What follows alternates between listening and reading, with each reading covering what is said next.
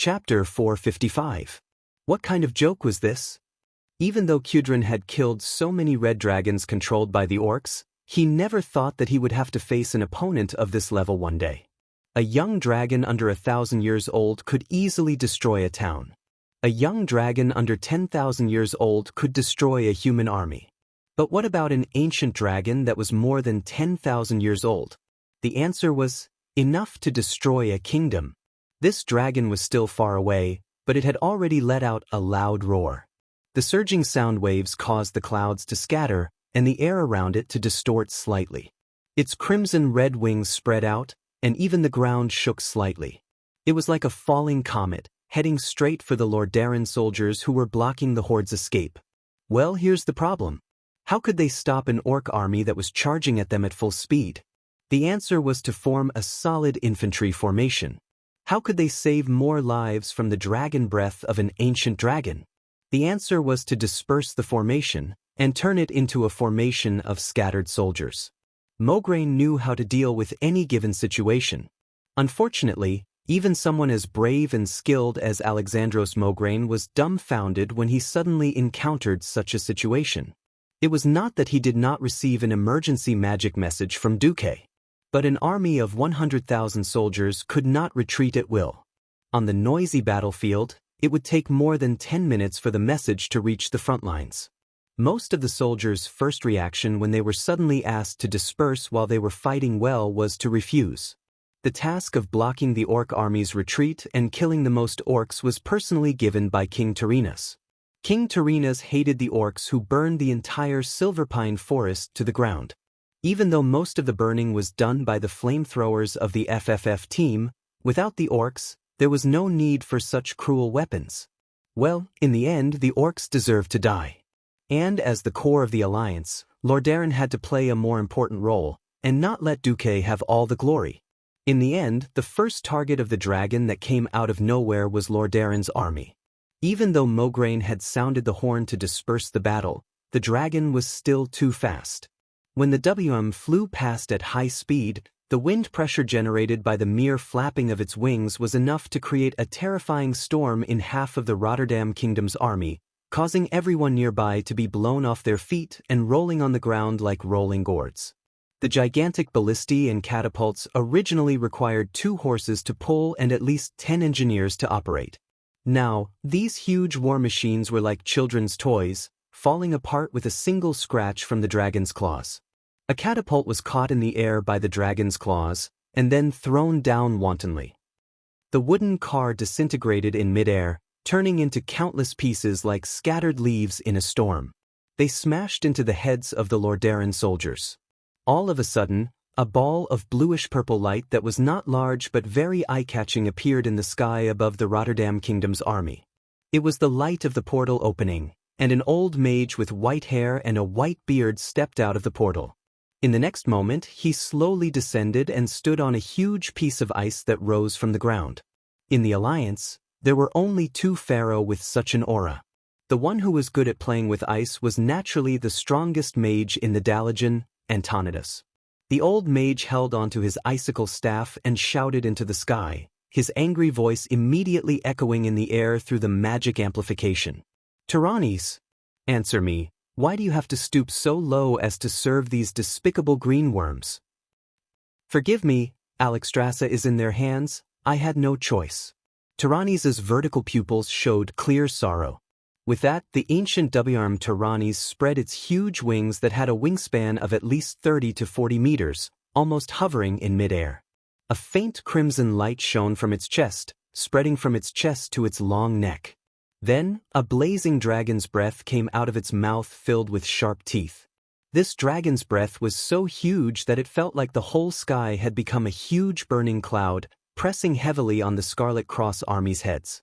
Almost at the same time, a huge ice tornado with a diameter of more than 100 meters rolled up without warning. The cold air quickly condensed into palm-sized icicles, mixed in with the tornado and rose into the sky, colliding with the dragon's breath that was like the flames of hell in the air. At that moment, the whole sky seemed to flash with a chaotic glow of white and red. The violent energy reaction stirred up a huge energy turbulence that completely enveloped the entire northern region of the battlefield. The thousands of people around Antonidas were instantly swept up by the terrible turbulence and died. This was not the end. The violent energy continued to spread in all directions. With the human and dragon as the center of the battle, time seemed to stop for a second, and then in the next second, time started to flow again. A powerful shock wave that could overturn everything standing within a kilometer began to sweep the entire battlefield. Well, a battle of hundreds of thousands of people had been messed up by these two guys who were completely cheating. This was not a battle of the same level at all. Mortals could not interfere in a battle of this level at all. At this moment, Duque arrived. "We're late." Aurelia bit her lip. "No, it's not too late. In fact, it's just in time." Duque handed an especially thick arrow to Aurelia and another to Sasha. "HM? Can you shoot these two arrows at Tyranni's eyelids?" "What's the use?" Aurelia expressed her doubt. "Even the eyes of a dragon have a membrane that's harder than steel. Even if our arrows hit it, we won't be able to hurt it." "I didn't say we're going to kill Tyrannis." In fact, the one who was more doubtful was Duque. But Duque would not dare say it even if he died. In history, Tyrannis should have died in the Dragonmaw clan's grim battle fortress because he was too weak. Why was Tyrannis still alive and kicking, running over to the tribe's rescue team? But he still had to do what he had to do. Duque could not sit back and watch as the Alliance's army was beaten like dogs. "Sasha, you go first." "Okay." The silver-haired Sasha knocked an arrow. Just like her sister, Sasha's posture when she pulled the bow also had a valiant and heroic air. The Creator had given the High Elves the most beautiful appearance, and the long years of battle had trained the Windrunner sisters' unparalleled heroic spirit on the battlefield. A strong wind blew, and Sasha's wind arrow flew out. The arrow's trajectory was so light, like a piece of cotton in the wind. Tyrannis, who was in a fierce battle, did not notice the arrow until it exploded less than half a meter away from his eyeball, releasing a blinding light. Flash grenade. Chapter 456. Any creature, as long as they weren't blind, would naturally close their eyes in the face of strong light. Tyrannis closed his eyes. Just for a moment. At the same time, Aurelia's double arrow arrived. Poof! With a muffled sound, the thing on the arrow exploded above the dragon's eyelid, and a layer of strange substance seemed to cover the dragon's eyelid. At this moment, Tyrannis suddenly shrank his neck. He didn't know what it was, but he instinctively felt that something was wrong. The ancient dragon's incomparable experience told him that touching this thing would cause him to lose a layer of skin even if he didn't die. He flinched. Aurelia's mouth opened wide. She couldn't hide her surprise and regret. Her confident attack was actually dodged by Tyrannis with unparalleled reflexes. It was supposed to be like this. However, two hands of magic suddenly appeared above the two blobs of liquid that exploded. One beat. Smack! The two balls of liquid were slapped onto Tyrannis' eyelid at lightning speed. For an ancient colossal dragon, the long years had allowed him to train and evolve everything he had. The scales of young dragons were soft, and even the most ordinary human weapons could easily cause fatal damage to them. As time passed, the scales would become harder. After 1,000 years, the scales would become even harder than steel. Unless it was an epic weapon, it would be impossible to break through the tough scales of a dragon. Dragon skin was similar. The older a dragon was, the thicker and more resilient its skin was. This made dragons one of the most terrifying creatures on the planet. To be honest, mages below the level of Radiant Moon could barely cause any damage to an ancient dragon. In Duke's memory, all the bosses of the dragon race in the game had to have at least 25 companions like him who could not be killed before they could attempt to take down the boss. How to deal with an ancient dragon that was likely to go berserk became a difficult question. He couldn't beat it, but he couldn't drag it out either. The answer was revealed. It was glue. This was something Duque accidentally discovered when he went to Iron Stove Castle at the beginning of the year to inspect the creations of the gnomes who were courting death. The gnome named it BBBBB Superglue. Of course, Duque didn't mind calling him BB Glue. It was actually a kind of glue that solidified instantly. Originally, the gnome was going to use it to repair the gnome aircraft, but because it solidified too quickly, it was rejected by all the gnome technicians. In the end, Duque only used 5 gold coins to buy a large barrel. Now it was time to use it on Talanis. Flash Grenade forced Tyrannis to close his eyes. Random BB glue could prevent the dragon from opening its eyes. Tyrannis had lived for tens of thousands of years and had never seen anything like this. For a moment he thought he had gone blind. However, the rays of light that seeped through the gap in his eyelids told him that it was only his eyelids that were glued shut. "Help me!" A magical message was sent to Antonidas, and the Kirin Tor Council immediately understood. Tyrannis stopped its dragon breath and tried to fly higher to avoid the possible attack. However, he did not notice that a huge ice ball was forming at high speed 100 meters above his head. Condense! Condense! Condense again! The heaven-defying effect of the crown of ice magic circuit was revealed at this moment. With the cooperation from the Alterac Palace, Antonidas and Duque's coordination was even more pure. Basically, he did the work, and Duque controlled it. "Use the sonic arrow to disrupt the shooting," Duque shouted. In less than 2 seconds, 2 huge explosions exploded in Tyrannis' ears. Busy, Tyrannis' 5 senses were all messed up. Giant dragons were the true overlords of the sky. The sudden blindness would only affect the giant dragons temporarily. However, the wind-type sonic arrow that had been strengthened by the storm altar was different. The sudden explosion of the arrow not only disrupted Tyrannis' hearing, but it also made him unable to feel the flow of the wind. It could be said that at this moment, his sight, hearing, and senses were temporarily disabled. Without hesitation, the huge ice ball fell from the sky. With a powerful boom and an unparalleled momentum, as if it was a perfect trajectory that had been calculated thousands of times, the ice ball actually hit Tyrannis' skull right as he shook his head in pain. Bam! With a loud bang, the ancient dragon was smashed to the point of seeing stars. Fell. "Get out of the way!" The people and orcs below, as long as they could react, all revealed horrified expressions. The dragon fell. At that moment, it was as if there was a terrible earthquake near the point of impact. The ground, which was supposed to be extremely thick, was like a piece of rotten meat that had its bones pulled out. After a loud bang, a huge pit that was at least 10 meters deep was shoveled out by the tumbling dragon. The ground on both sides of the pit suddenly bulged, sending people and things flying into the sky. The surging shockwaves spread in all directions, throwing more people into the air. Even Mograine himself was sent flying by the huge force along with his horse, and then fell heavily to the ground. The only fortunate thing was that he separated from his beloved horse in midair, which saved him from being crushed by the warhorse.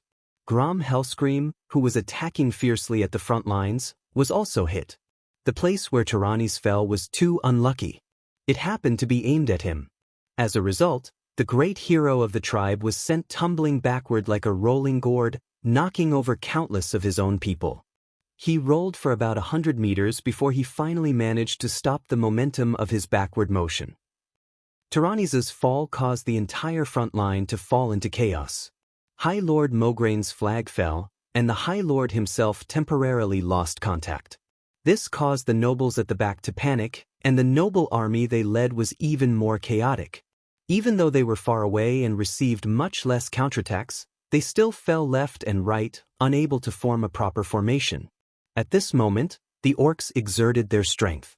In a chaotic battle, the unique characteristics of the orcs' individual combat abilities were magnified almost limitlessly in such a situation. Many orcs did not even get up before attacking the humans with whatever weapons they had at hand. Hammers, daggers, or even fists and fangs. They could deal fatal blows to the humans who were physically weaker. Many of the human warriors were sent flying again before they could even stand up, falling heavily onto their own comrades. Lochtroger. The loud and clear slogan was answered by hundreds of people. Hundreds of people responded. Mograine had no choice but to blow the bugle and order his subordinates to form small defensive formations. The result was that the army barely managed to survive, but at least 30,000 orcs broke through the encirclement and entered the vast forest of Tirisful Forest. Tyrannis, who was temporarily blinded, struggled to fly away. Chapter 457. The defense of Lordaeron was over. It ended with the Alliance's victory. However, this was not a satisfactory result for either side. They did not win big when they should, and they did not lose when they should. Orgrim retreated back to the Alterac Mountains.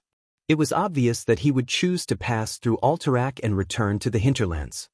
He would then board the ship at the sea cliff and return to the southern continent to find Gul'Than. As for Grom and his Warsong tribe beastmen, their whereabouts were a mystery. Grom was no longer as aggressive as before. He purposely avoided all human towns and restrained his subordinates, hiding in the boundless forest. Everyone knew what kind of damage 30,000 beastmen could do. If left alone, they would be able to destroy the only core area of Lordaeron. It was not a good feeling to have enemies hiding right under their noses. King Tyrannis came to find Duque almost as soon as the battle ended. "Please, we must not let these evil green-skinned beasts go. I need the support of the Elven Rangers, including Quothus and your direct ranger. If possible, I hope you can personally lead the attack on this tribe." "I'm sorry, but I have more important things to do.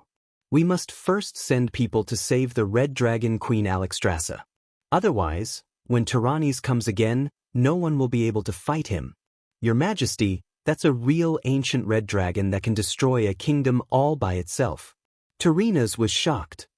"Didn't you and Sir Antonidas work together to defeat that giant lizard?" "No. He obviously held back. I can feel that he doesn't want to fight the Alliance." Antonidas' words helped Duque out of the situation. Duque suddenly said, "Actually, I used Aurelia's Whisper of the Wind to tell Tyrannis that the Alliance will save the Red Dragon Queen as soon as possible. I hope he won't attack us with full force." What an explosive news. A real dragon. Noxus stroked his beard. In order to maintain morale and deceive the people, they could of course say that the Great Alliance hero Antonidas and Duke Marcus worked together to defeat the Red Dragon. But after hearing this inside story, every king and general's face darkened. That was an existence that violated the rules. It could render all strategies and tactics useless. In the face of this level of power, the battle between humans and beastmen was not even worth mentioning. Ever since Duque had crossed over to the world of Azeroth with the identity of a poor college student, he had been prepared to fight all kinds of unscientific non-human monsters in the future after he had gained a foothold. For example, dragons, elemental kings, ancient gods. Unfortunately, when it came down to it, Duque still felt that he was not ready. After all, in the game before he transmigrated, any giant dragon would be a proper game template. The problem was that he had transmigrated here alone. This was not like the game, where he could gather 25 companions who could revive infinitely and form a party to fight a boss. The only thing that could make Duque feel at ease was that he now had Aurelia and other strong people who had stepped into the realm of heroes to help him. Cudrin Wildhammer stroked his orange-red, well-combed beard. "Actually, we can also think on the bright side. If we can really save Alexstrasza, maybe the Red Dragon army will side with the Alliance. After all, these big lizards were forced to fight with the Alliance before." King Salas sighed. "The problem is that we don't even know where the Red Dragon Queen is." "This..." King Lang raised his hand. "According to the intelligence of my subordinates, it is very likely that she is in the wetlands, in the dwarven fortress of Grim Battle." Duque had been hesitating about whether to reveal the truth. Seeing that the bandits from MI7 in Stormwind were so powerful, he was relieved. Salas was very excited. If they could deal with the Red Dragon Queen, the pressure on Torrential Fortress would definitely be greatly reduced. "Really? Then can the Special Ops team from Stormwind?" Lang smiled bitterly and shook his head. "My people lack funds.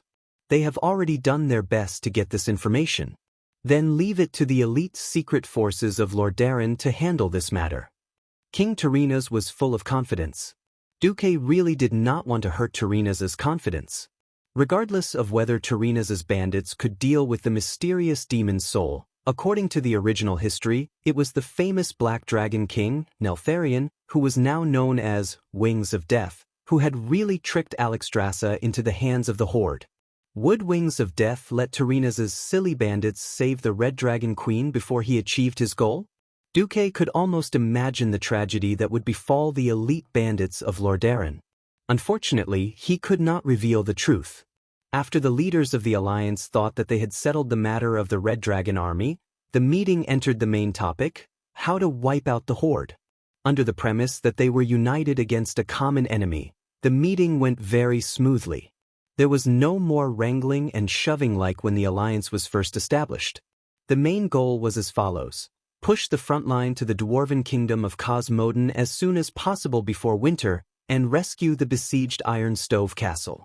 At this moment, the hundreds of thousands of Alliance troops gathered in Lordaeron were divided into 3 fronts. Close to 200,000 Lordaeron troops, with the help of Kuel Salas and Duque's Elven Rangers, tried to wipe out the horde that had escaped to the Tirisful forest. Even if they could not wipe out all of them, they had to reduce the number of horde in the area to an acceptable range. For example, below 3,000.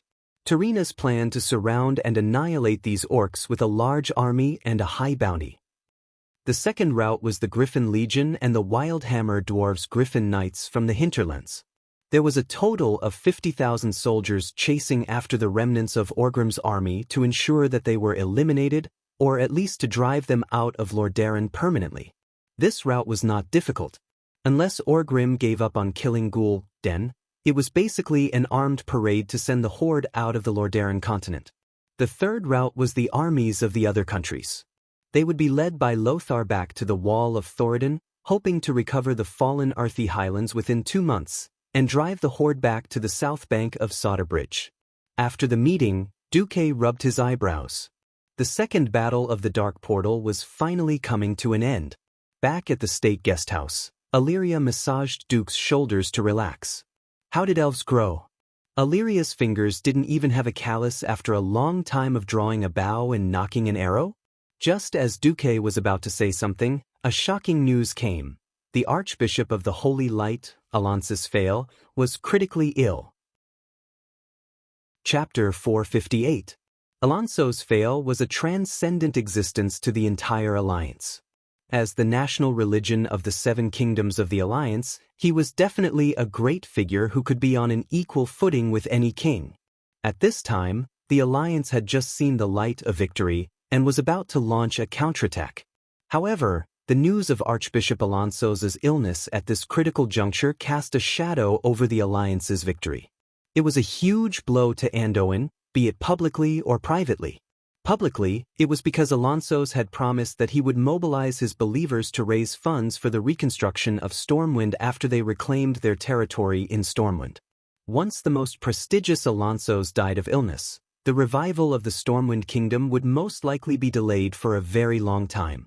Privately, Anduin and Alonsos had been friends for more than 20 years. Now that his old friend was critically ill, Anduin was naturally anxious. When Duque arrived, the kings who came to visit had already changed a few times. At this moment, there were only 2 high-ranking priests from the Church of Holy Light, Anduin, and Uther accompanying Alonsos. When Duque arrived with Gavin Rad, he immediately discovered that the atmosphere was not normal. What's going on? Is it a disease or something? Duque did not believe that it was a disease. It was because the priests knew how to get rid of diseases and remove diseases. In this era, the most powerful doctors were the priests. Not to mention Archbishop Alonsos Fail, who was at the top of all the priests. Secondly, there was the hospital bed. It was a very special hospital bed. Rather than calling it a hospital bed, it was more appropriate to call it a low-water tank. Because Alonsos was sleeping on it, most of his body was submerged in the sparkling holy water. Only his head was propped up against the pillow. Beside Alonsos, there was a priest who was continuously casting spells to dispel the filthy smell that flowed out of the archbishop's mouth and nose. Anduin leaned over and whispered to Duque. Alonso seemed to have touched the blood of the demon in the corpse of a tribal chief when he was studying the corpse. Then he might have triggered a curse in his body. He is now in a terrible state of continuous weakness. Seeing Duque enter, Alonsos opened his half-closed eyes. Only Uther and Duque will be here. Anduin wanted to say something but hesitated. In the end, he went out with the two high-ranking priests. Only Uther was left, purifying the air in the room with low-level dispelling diseases. Duque was a little hesitant. The historical Fail did not die so quickly. After winning the war against the Horde, Fail also raised a lot of money to build the Cathedral of Light in the rebuilt new Stormwind City. Hence, he became the Archbishop of both Lordaeron and Stormwind Kingdom. In order to commend his devotion to the Church of Holy Light and his contribution to the reconstruction of Stormwind, a statue of Alonsus Fail was erected in front of the Cathedral of Light. The inscription on the statue praised Fail's great contribution to the Alliance in the Second War, raising funds to help rebuild Stormwind City and Northshire Abbey. Fail did not die until the Third War of the Dark Portal, which was before the undead scourge invaded Lordaeron. The cause of his death was unknown. He had never heard of Fail dying. He thought of a very scary possibility. In the end, he still asked, "Sir Fail, was it that day at the Storm Altar?" "That's right." If there was a variable related to Alonso's, it would be that day when Duque stole the fruits of Ghoul Dan's labor. He found this archbishop to help purify the Storm Altar that had been corroded by the demonic power. Alonso smiled. "My dear disciple, please swear in the name of the Holy Light that you will not tell anyone about what you saw and heard today." The muscles on Uther's firm and devout face twitched. "I swear in the name of the Holy Light." Alonso's then turned to look at Duque. "I will answer your question. Yes and no." "Yes? Also no?" Duque was a little confused. "I have spent most of my life spreading the Holy Light, hoping that the Holy Light can drive away all darkness and evil. But I have discovered a fact. Whether the Holy Light drives away evil or darkness devours light, it is a relative process." "Relative?" "That's right. The more devout and pure the soul, the more holy light it produces. But only the side with the greater quantity and quality will be the victor of this battle. I did inhale too much demonic power that day. I thought I could purify it with my own power, but obviously I failed. But that's not important." "Not important?" "Stop joking, Your Excellency." Alonso's reached out from the holy water and waved, stopping Duque from continuing. "I won't die so easily. As long as you send me back to the Holy Light Cathedral in Stratholme, I will be able to survive with the help of the holy water. At most, I will lose some vitality. This is not the time for me to sleep. The most important thing is you, Duque." "Me?" Duque was stunned. Alonso's pointed at Duque's chest. "In this period of time, you have undoubtedly proven to everyone that you are the brightest star in the Alliance. Your wisdom and foresight almost make me suspect that you are a prophet sent by the creation titans." Fine, you are half right. But I am also most worried about you. Compared to your powerful magic power and wise mind, your will is too weak. If some evil existence wants to deal with you, you are the kind of person who is most vulnerable to corruption." Duque, who had been told the truth, felt like his face was on fire. Yes, he was just an ordinary university student before he transmigrated. Without experiencing the ups and downs of life, they lacked enough sharpening and life experiences. This was his biggest shortcoming, and it was a weakness that he could not solve at the moment. Therefore, Duque's fear spell was a sure hit. If not for the system elf, he would have died long ago. "I will be careful." No, it is not enough to just be careful. You need a firm belief. Otherwise, if you become the next Savis, that will be the Alliance's nightmare. Savis was once the leader of the High Elves, the core leader of the Kaldorii civilization in ancient Kalimdor. His status was second only to Queen Azhara. Afterwards, his soul was corrupted by the ancient god Enzos, which led to the first Burning Legion invasion in the world of Azeroth. Alonso's words were very heavy. What else could Duque say? He could only pinch his nose and accept it. He received a copy of the teachings of the Holy Light from the Archbishop. Before leaving, Alonso's grabbed Duque's hand and said solemnly, "Be careful of Ghoul Den." Chapter 459. Be careful of Ghoul Dan? Duque couldn't believe Alonso's warning.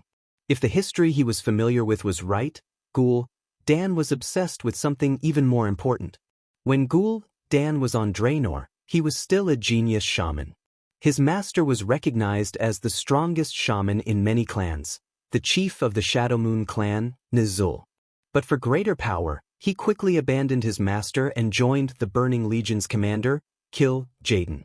Now, the reason he dared to abandon his clan and become a traitor was actually because of the same reason: power. When Ghoul Dan found out that Sargeras had been beaten into the abyss by Duque, Anduin, and Medivh, he was arrogant enough to think he could open the tomb of Sargeras, dig him out, and steal the power of a fallen titan who had killed many creation titans. According to the course of history, when he and his clansmen opened the door to the dungeon where Sargeras' tomb rose from the bottom of the sea, Ghoul Dan found only crazy demons waiting for him. In the end, Ghoul Dan would pay the price for his greed. He was torn to pieces by the crazy demons he released. In the beginning, Duque was still worried that Ghoul Dan would target him and give him a cursing look. But now, in Duque's eyes, Ghoul Dan was a little prince who was courting death. It was enough to remove him from the list of threats. Duque was wrong, very wrong. After Aurelia and Servanas left, Duque had nothing to do. Leaving the army wasn't as simple as being a ranger. With their bows and arrows, the rangers could go on a march as they pleased. As experts in surviving in the wild, as long as there was a forest, these rangers would not starve to death. But Duque's army couldn't. Ever since they left Hillsbrad and entered the hinterlands, the Griffin Legion had been fighting for thousands of miles without a good rest. Broken armor, medicine, and treatment of the wounded were all paid for by the Lordaeron Legion.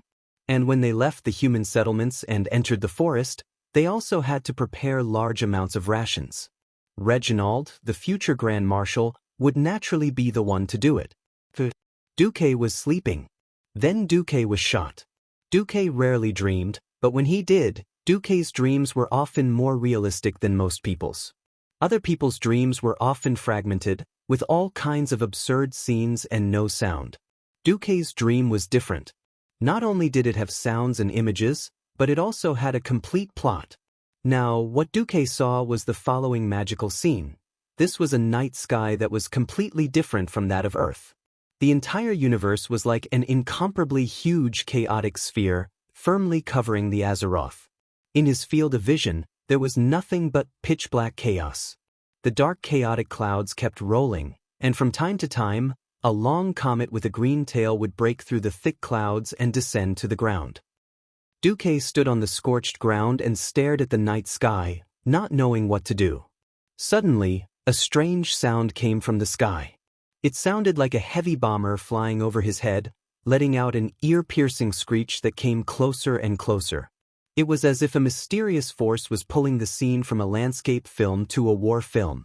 The sound quickly turned into a shrill sound that shook the eardrums and made them bleed and deaf.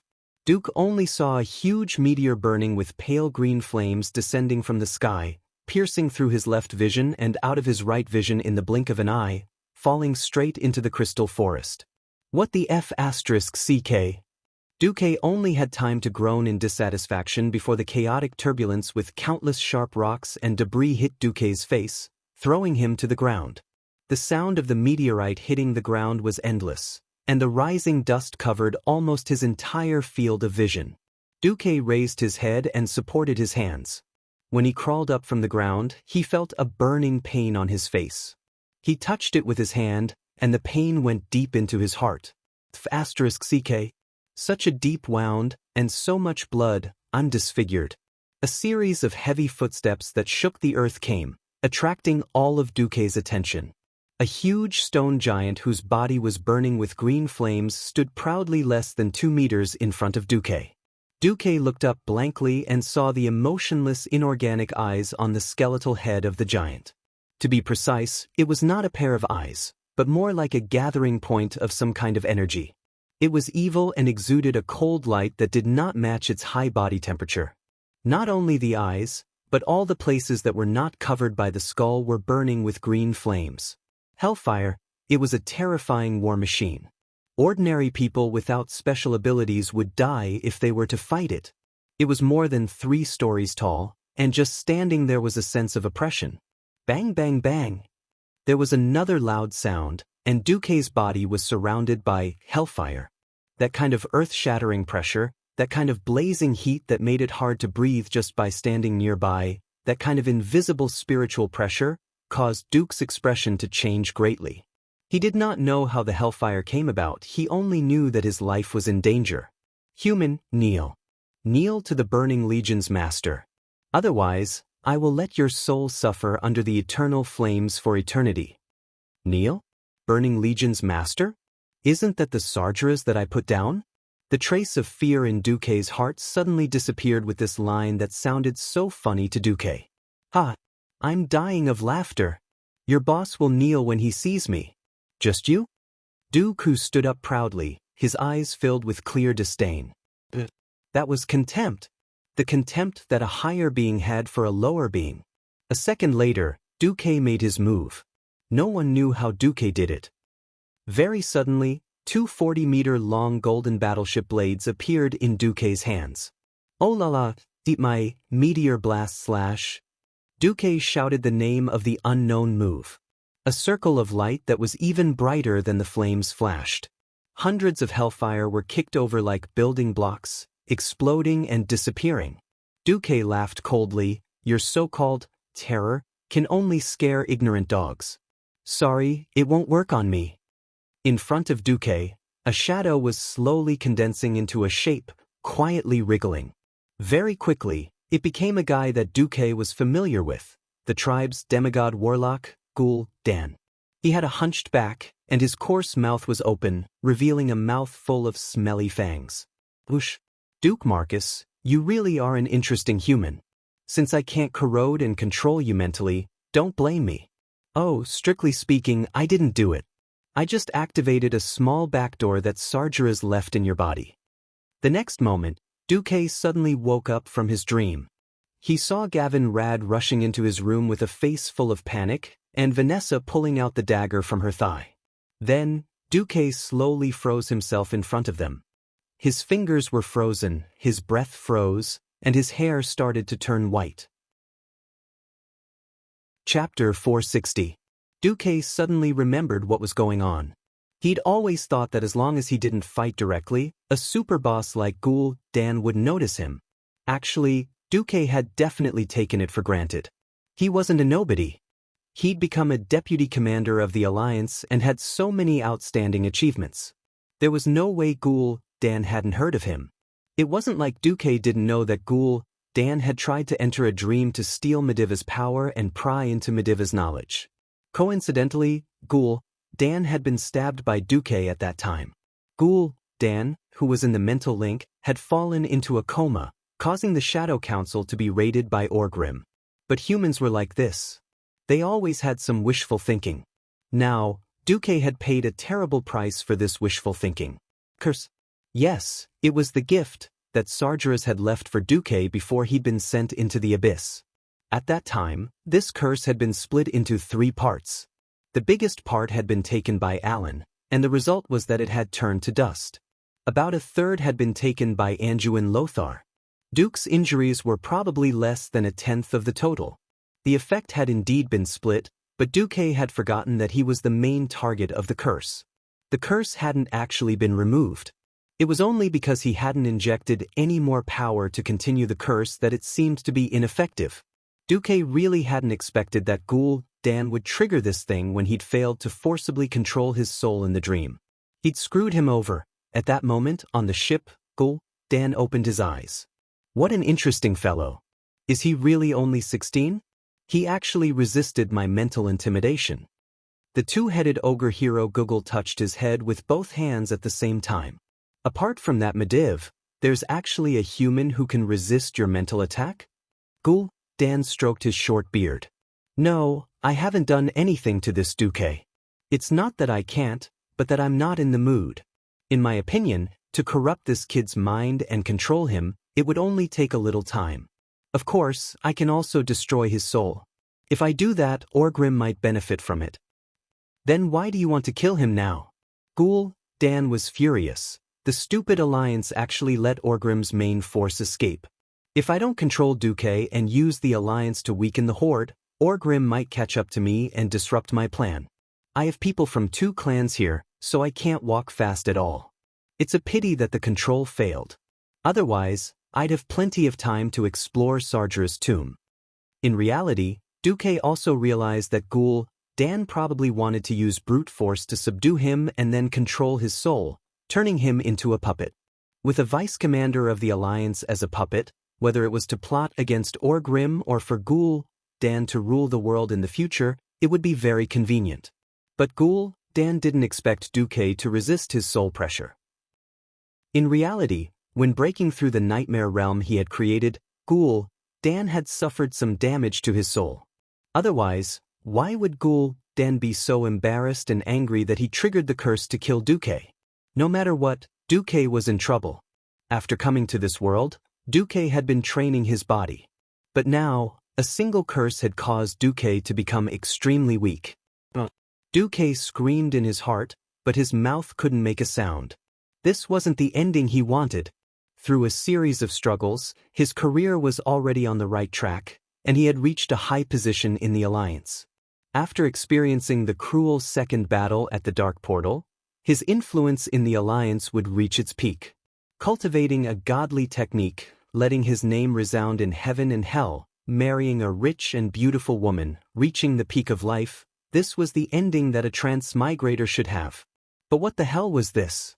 That curse was madly absorbing his life force again? No, I can't die here. Duque tried to use his magic, such as Ice Barrier, to use the absolute ice element to dispel all negative effects. But he couldn't activate the instant magic that he had tried thousands of times. Not only that, he couldn't contact the system elf either.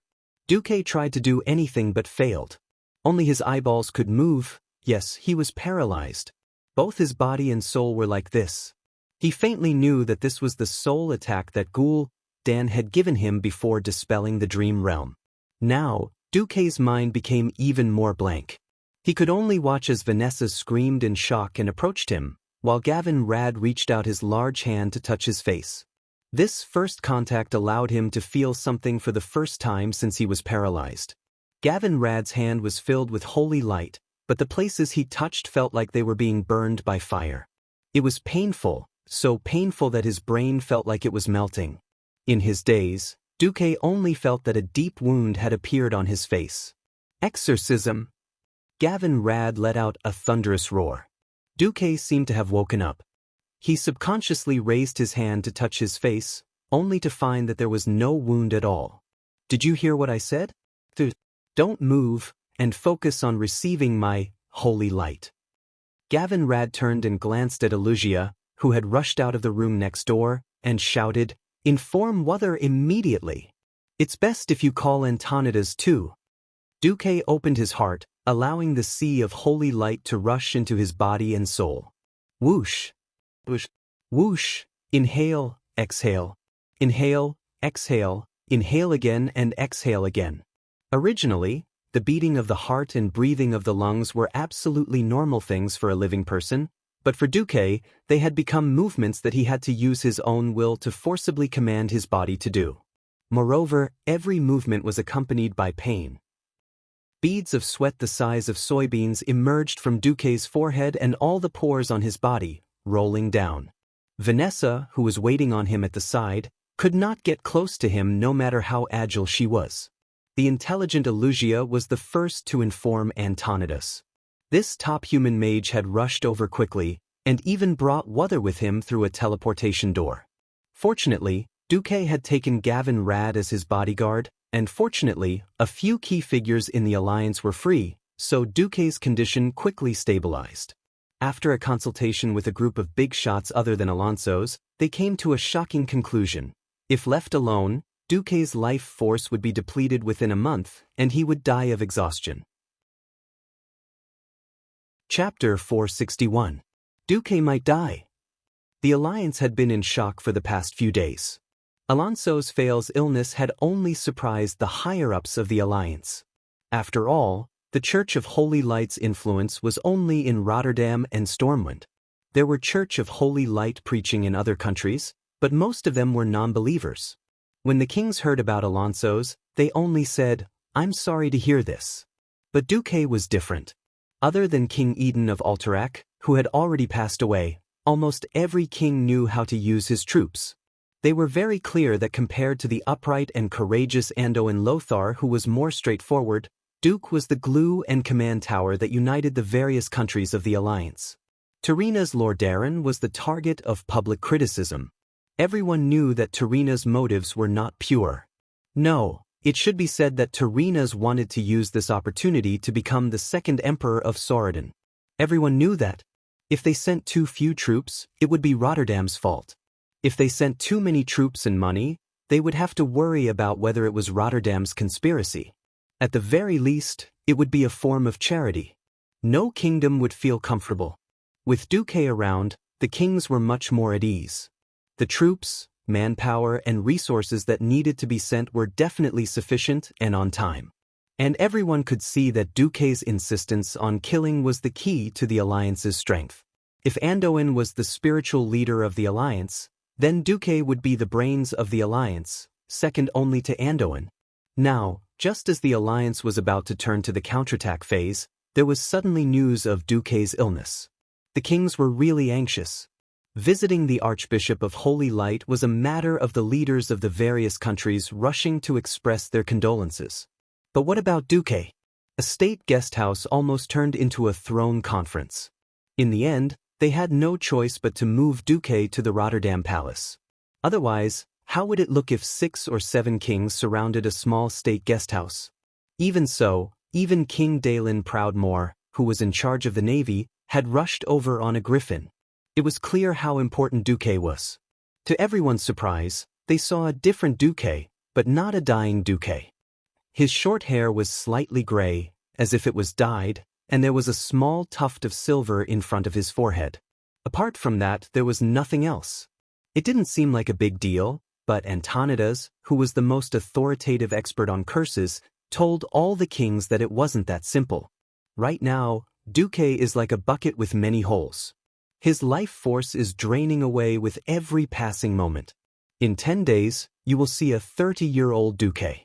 20 days later, he would be 40. 1 month later, he won't be 50 years old, but dead. Is there no way to plug the holes or something? King Lang was the most nervous. For the others, losing a Duque was the same as losing a commander of the alliance. The main force of the tribe had been almost wiped out. As long as one wasn't too stupid, they could win the next battle. The only difference was how many lives were lost and how much time was spent. But for Stormwind, it was very likely that they would lose the most important cornerstone of the kingdom for the next 30 years, the pillar of the country. Antonidas shook his head regretfully. A single curse is like a ball of string wrapped around a string. No matter how messy it is, it can be taken out along the string. But Duque's situation is like a ball of string of the same color rolled together. I can't find a clue at all. This is a hole in the soul created by different methods from many worlds. I can't do anything about it. Most importantly, this is a curse cast by a demigod mage. Could a mere Breaking Dawn mage deal with the work of a world guardian? Be it Lang or Anduin, their mouths were filled with bitterness. They didn't expect that after going 1 round, it was still the fault of their dead old friend, Medivh. This was the greatest irony in the world. The temperature in the air gradually dropped. The atmosphere lingering in the air was the same. Almost everyone felt as if they couldn't breathe. That hateful ghoul, Finn. Anduin gritted his teeth and punched the wall. At this time, it was Duque who spoke. Actually, the situation might not be as serious as you think it is. Not serious? Then what is serious? King Lang's eyes were red, and even his voice sounded like he was about to cry. Lang didn't cry when he lost the land passed down by his ancestors. Lang didn't cry when Stormwind City, which symbolized the sovereignty of the entire kingdom, fell. Now that Duke was in critical condition, Ryan was crying. From the beginning, his eyes were red to the end, and it only took 2 seconds for him to cry. Rascal, you're about to die. I originally wanted you to help William and let him restore the glory of Stormwind. I originally thought that if it didn't work out, I would let you. Before he could finish his sentence, Anduin patted Lang's shoulder and stopped him. Listen to Duque first. Duque heaved a sigh of relief. I guess the power of the mortal world can't do anything about this. When Duque said this, the king's heart sank. Fortunately, I still have one last hope, the Red Dragon Queen. Alexstrasza? Antonida's slightly cloudy eyes suddenly lit up. But why didn't I think of her? There's hope for Duque. Oh, at least there's hope. What? The kings immediately perked up. Not every king was so knowledgeable. They might have received good education from a young age, but most of it was about governing a country, martial arts, and the cultivation of a knight. Only a knowledgeable old mage like Antonidas could possibly know about this. After Antonida's explanation, the kings then realized that Alexstrasza was actually so powerful. In the battle of the ancient times, in order to prevent Sardras from entering this world through the portal of the Well of Eternity, the spell whirlpool created by the High Elves in the Well of Eternity exploded. The collapse of the Well of Eternity caused a strong earthquake. This earthquake destroyed the skeleton of the world. Nearly 80% of the land of the Azeroth continent was torn apart, leaving only a few fragmented continents around the newly formed ocean. The giver of life, the Red Dragon Queen Alexstrasza, cast a magic acorn in the center of the Well of Eternity. The acorn began to sprout once it came into contact with the lake full of magic power, and grew into a huge oak tree. The roots of the tree went deep into the lake, and the huge canopy almost covered the entire sky. This huge oak tree was the eternal symbol of the harmonious relationship between the night elves and nature. The life energy it emitted could slowly spread and heal the wounds of the entire world. The night elves named their world tree Nordrassil, which meant crown of the sky in the night elves' language. Chapter 462. Since the Red Dragon Queen could even create the world tree, it would be a piece of cake for her to solve a small curse. Duque can be saved. No one said it out loud, but that was what everyone thought. Tarinas even hinted to Lang with a smile that if his people saved the Red Dragon Queen this time, Lang and Duque would owe Lord Darren a huge favor. This was obviously taking advantage of the situation. Using saving the Red Dragon Queen as a bargaining chip to force the recovered Duque to join Lord Darren was a despicable move. If Lang was a ruthless person, he would definitely not let anyone else get the Red Dragon Queen if he couldn't get it himself. Lang was a merciful king. When Tarinas made this request, he wasn't thinking about Duque's usefulness, but what Duque had done for Stormwind and the royal family of Rin. Lang gritted his teeth and said, "As long as your people save Alexstrasza and let her save Duque's life, and Duque is willing to pledge his loyalty to you, I won't object to his transfer. However, Duque is a real talent. I hope that Duque can at least get the status of a Grand Duke in Lordaeron. Also, no matter what, Karazhan is a territory that I personally gave to Duque. I will never take it back." Tarinas was overjoyed. He had only wanted to save the Red Dragon Queen, but he didn't expect to get the chance to buy one and get one free. Think about it, the Red Dragon army was willing to submit themselves to the filthy beastmen and become their mounts for their queen. If Lordaeron saved the Red Dragon Queen, wouldn't they at least be able to form an army of dragon knights?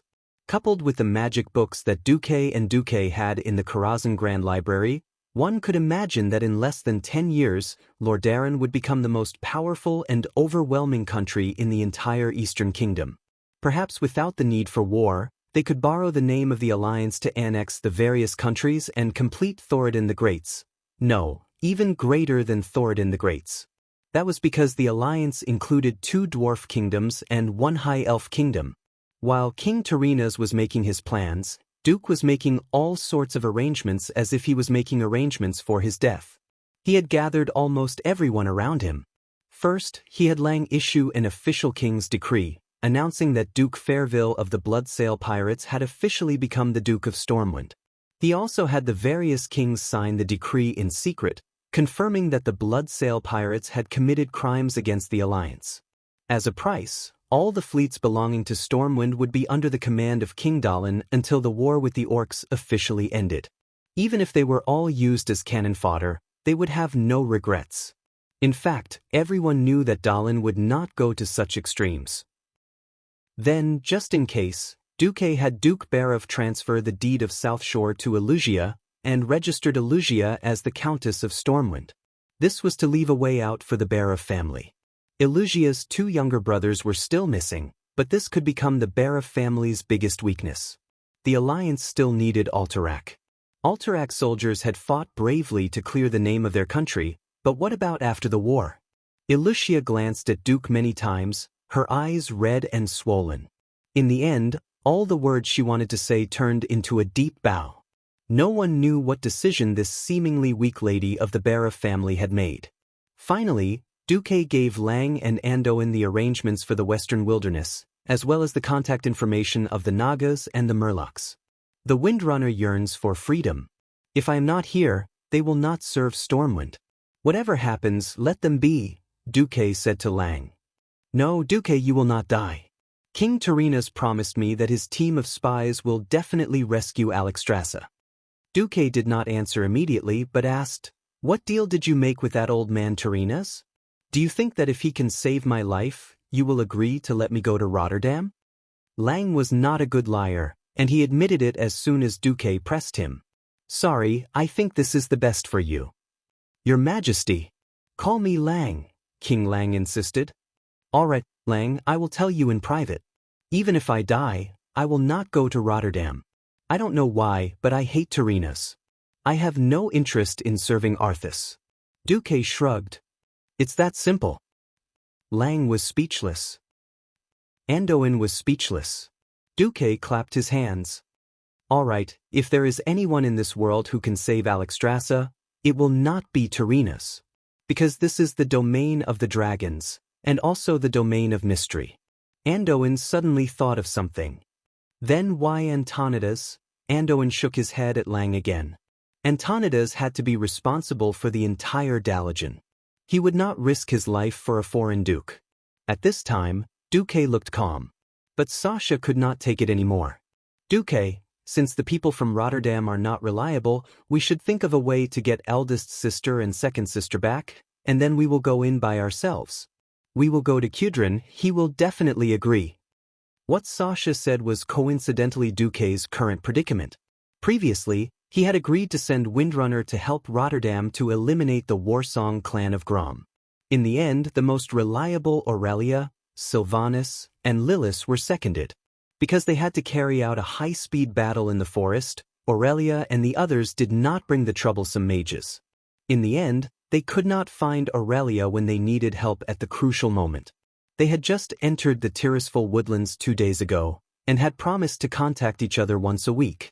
If they waited until they returned, they would probably only be able to collect Duque's corpse. Now, out of the 6 great rangers, only Sasha was left by Duque's side. Duque could not help but feel that the goddess of fate had ill intentions. It was not the first time that Duque recalled the process of the Red Dragon Queen's rescue. In the past, when he understood this epic story, he would always feel fascinated. He could not help but wonder what he would do if he were to participate in this grand history.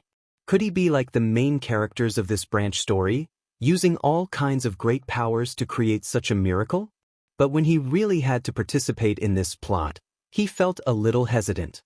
He suddenly smiled bitterly. So, I still have not let go of life and death, moral integrity. Chapter 463. Once upon a time, Duque had forgotten the fear of death and the uneasiness brought about by the decay of his soul. Looking at the notification on his retina, Duque was still a little confused. Serious warning, host, your Sardra's curse of resentment is active. You will lose your life force at the rate of 1 year per day. This effect has an unknown irreversible status. If you cannot lift the curse, you will die completely after 31 days and 22 hours, unable to be resurrected. Host, your soul power is also losing 10 points per day. It is estimated that it will be gone in 5 days.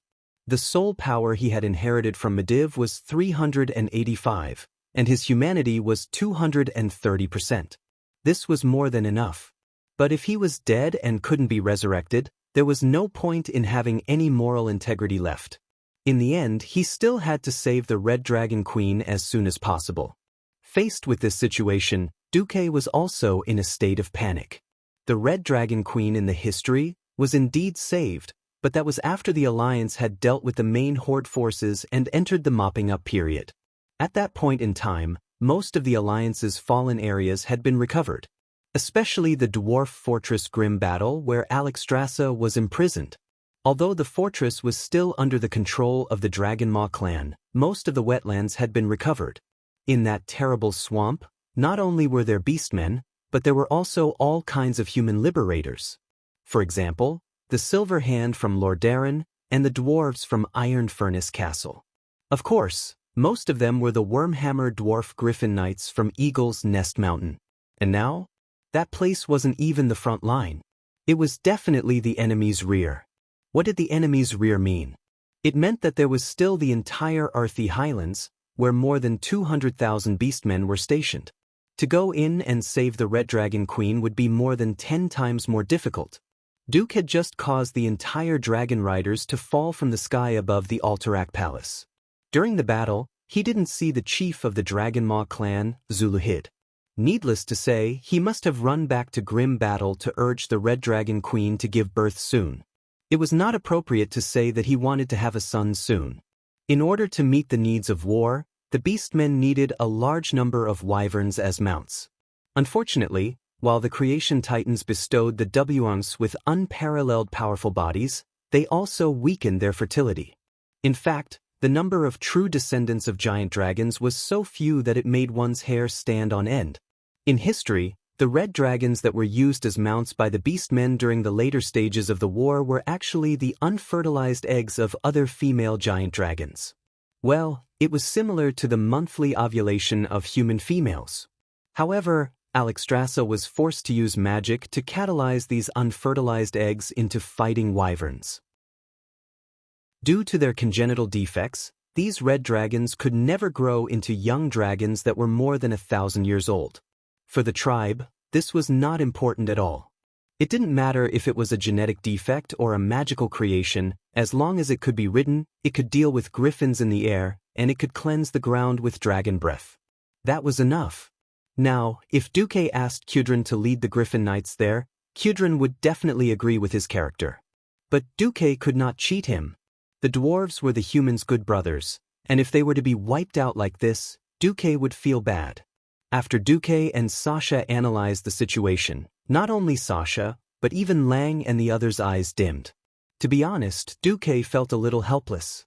It felt like the more he changed the course of the world, the more he was destined to go against the will of the world, or the amazing ability of the River of Fate to correct things. He had a bad feeling that he was doomed to fail. However, when Duke looked around and saw Ryan, who was still alive and kicking, the Windstalker's third sister, Windstalker Sasha, who was wearing the emblem of the Stormwind Kingdom, and Gavin Rad and Alucia, who should have died tragically, were present, Duke could feel a faint sense of warmth. It was as if they were constantly reminding Duque that everything he did was worth it. Duque sighed. Tomorrow. If I don't hear from Aurelia and the others by tomorrow, I'll set off immediately. And please, even if you have to imprison Aurelia, don't let her catch up. I'm afraid she'll do something stupid. No, Duque, you don't understand, big sis. She'll definitely catch up. Then tell her that I have a 60% chance of coming back alive, Duque said decisively. 60%? That high? It wasn't just Sasha. Almost everyone present was stunned. From how they saw it, no matter who Duque brought with him this time, they would definitely die if they went deep into the enemy's territory. Who knew that Duque would say that he had a 60% chance? I know that this is a huge crisis for both me and the Alliance. But I can still use my magic. Through a history book I read in Karazhan, I know what imprisoned Alexstrasza. The most important thing is that I know how to solve this matter. This is something none of you have. The only problem is that I need to leave the Alliance's command for a long time. Anduin patted his chest and promised, "That's easy. Leave the military matters to me. I'll try my best to put pressure on the Horde and attract their attention." Lang continued, "I'll give you all the manpower that MI7 can deploy." Duque shook his head. "I don't need bandits." Almost as soon as he said that, the light in Vanessa's eyes dimmed. Duque smiled. "I promised your father that I'd take good care of you. If your father returns with success only to find that his daughter died because of an even riskier mission, I won't be able to rest easy even if I die." Vanessa didn't say anything. Duque continued, "This time, I've thought about it. I only need a few people to follow me." Andoin nervously took out a small notebook and prepared to record. "The ones going with me are Gavin Rad and Windsor." Gavin Rad's eyes lit up when he heard that, and his face was filled with determination. Windsor, who had been entrusted with an important task for the first time, looked more eager. It wasn't her first time fighting, but it was the first time that she had to leave her two sisters to carry out such an important mission. The third name that Duque said made everyone confused. "I also want to find a young earth mage in the Dalajan called Ronan. I think he'll bring me luck." If Duque hadn't lost his ability to cast spells, Duque himself would be strong enough. Why would he choose an earth mage as his follower? Alright. The mysterious Duque was as puzzling as ever. Chapter 464. The Rapid Stream Castle had almost fallen. Only one city was needed for the Horde's flag to be placed on top of the Rapid Stream Castle's palace. But the 2 or 3 seemingly narrow city districts in front of the palace had become a meat grinder for both the Alliance and the Horde. There was no such thing as a front, and the humans were playing hide and seek. They could pop their heads out of the rubble of any ruins, or even shoot an arrow straight at the orc's head without popping their heads out. It was not until the Horde broke through the outer walls of the Rapid Stream Castle and entered the city district that they were shocked to find that the entire mountain under the ancient capital of Thoradin the Great was almost hollowed out. Under the walls of the Rapid Stream Castle, there were tunnels that looked like spider webs. Many of the tunnel entrances were quite narrow, which the burly orcs could not enter at all. As a result, whenever the orcs attempted to storm the inner city, the road from the outer city to the inner city would be constantly harassed and attacked. The orcs could not transport any heavy siege weapons. Perhaps a bag of kerosene would be thrown out of nowhere and burn the catapults and siege vehicles to ashes. On the 5th day after Orgrim evacuated from Lordaeron, Rend Blackhand, who was in charge of attacking the Rapid Stream Castle, received an order. This order from the Great Chief made Rend Blackhand very unhappy, but he had to carry it out. Since it is an order from Zulud, let Zulud take care of things here. He received a reply. An hour later, the Rapid Stream Castle welcomed its destruction. The wind pressure generated by the flapping of the red dragon's wings caused further damage to the ancient capital that had been half destroyed for more than 2,000 years. The terrible storm caused by the flapping of the dragon's wings easily blew down all the buildings that were still relatively intact. The slightly older buildings were directly uprooted, and the loose walls made of mud bricks were blown into the air and disintegrated. In front of the palace, the defensive zone that had troubled the orc army for months was like a sandcastle that had been washed away by the waves. It was flattened in a few short breaths. "Forgive me." The dragon's deep voice of repentance came from the sky in the common language. Along with this voice, Tirani's abdomen bulged, then its chest, and finally its neck. Dense golden flame patterns formed by the draconic language appeared in the air in front of the giant dragon. For a moment, this light even surpassed the light of the sun. A destructive flame quickly expanded from that small cluster into a huge fireball that was even bigger than the entire house. The golden light completely shrouded the entire royal palace of Torrent Fort. The grayish-black palace was doused with lava-like flames. In the screams of every Riptide Castle resident who witnessed this scene, the palace melted. The huge blue stone was like a piece of cheese that was melted by the high temperature. It began to flatten, and a blazing, unknown substance spread in all directions. The symbol of Riptide Castle was gone. The ancient capital of the Arajuo Empire, which had been passed down for over 2,000 years, was gone just like that. Talinistas looked a little weak, but the orc on his back roared loudly. The pitiful ancient dragon had no choice but to pull himself together. He aimed at a huge cave and spat out what was left of his dragon breath. It was as if a terrible volcano had erupted in the underground pit. The narrow tunnels that restricted the orcs from entering became the graves of the humans. The doors and boulders that restricted the entry of enemies collapsed like dominoes. Not only Tirani's, but the other red dragons also followed the orcs' orders and quickly found a deep pit, spitting their dragon breaths into it. This situation was a bit like a syringe. With enough pressure from one side, the flames spread along the tunnel to all the space in the mountain. King Salas Trollbane, who had just arrived at the wall of Saladin, fell to his knees. It wasn't just him. Every Strongguard warrior saw the golden flames shooting out from the ventilation holes on the cliff of the mountain where Riptide Castle stood. How many of the people inside could survive? Was it a slim chance of survival? Or was it 1 in 100?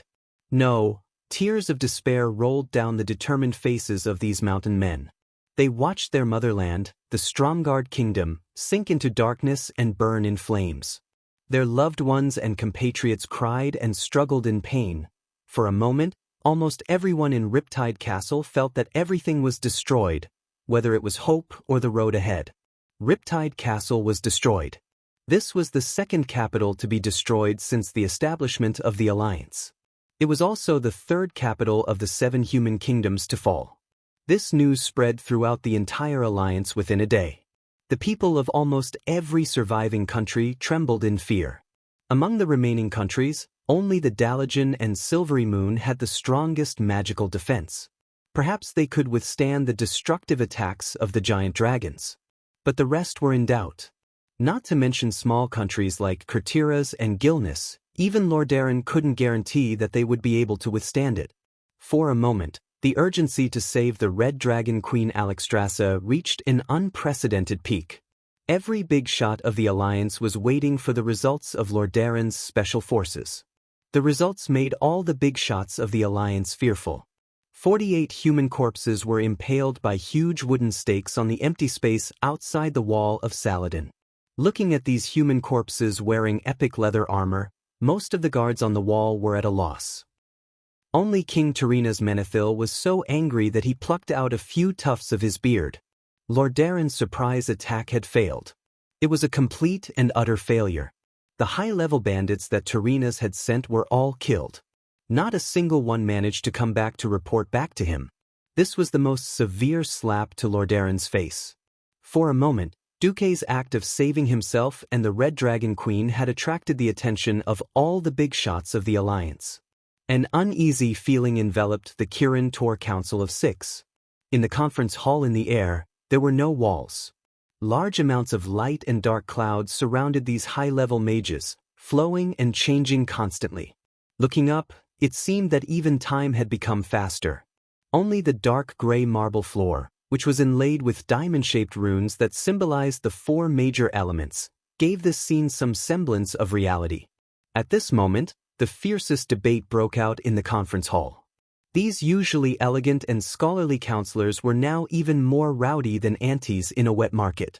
I have no objections to supporting Duke Marcus. I have to admit that he's a great guy who can create miracles. But why did he name Ronin? Chapter 465. Ronin?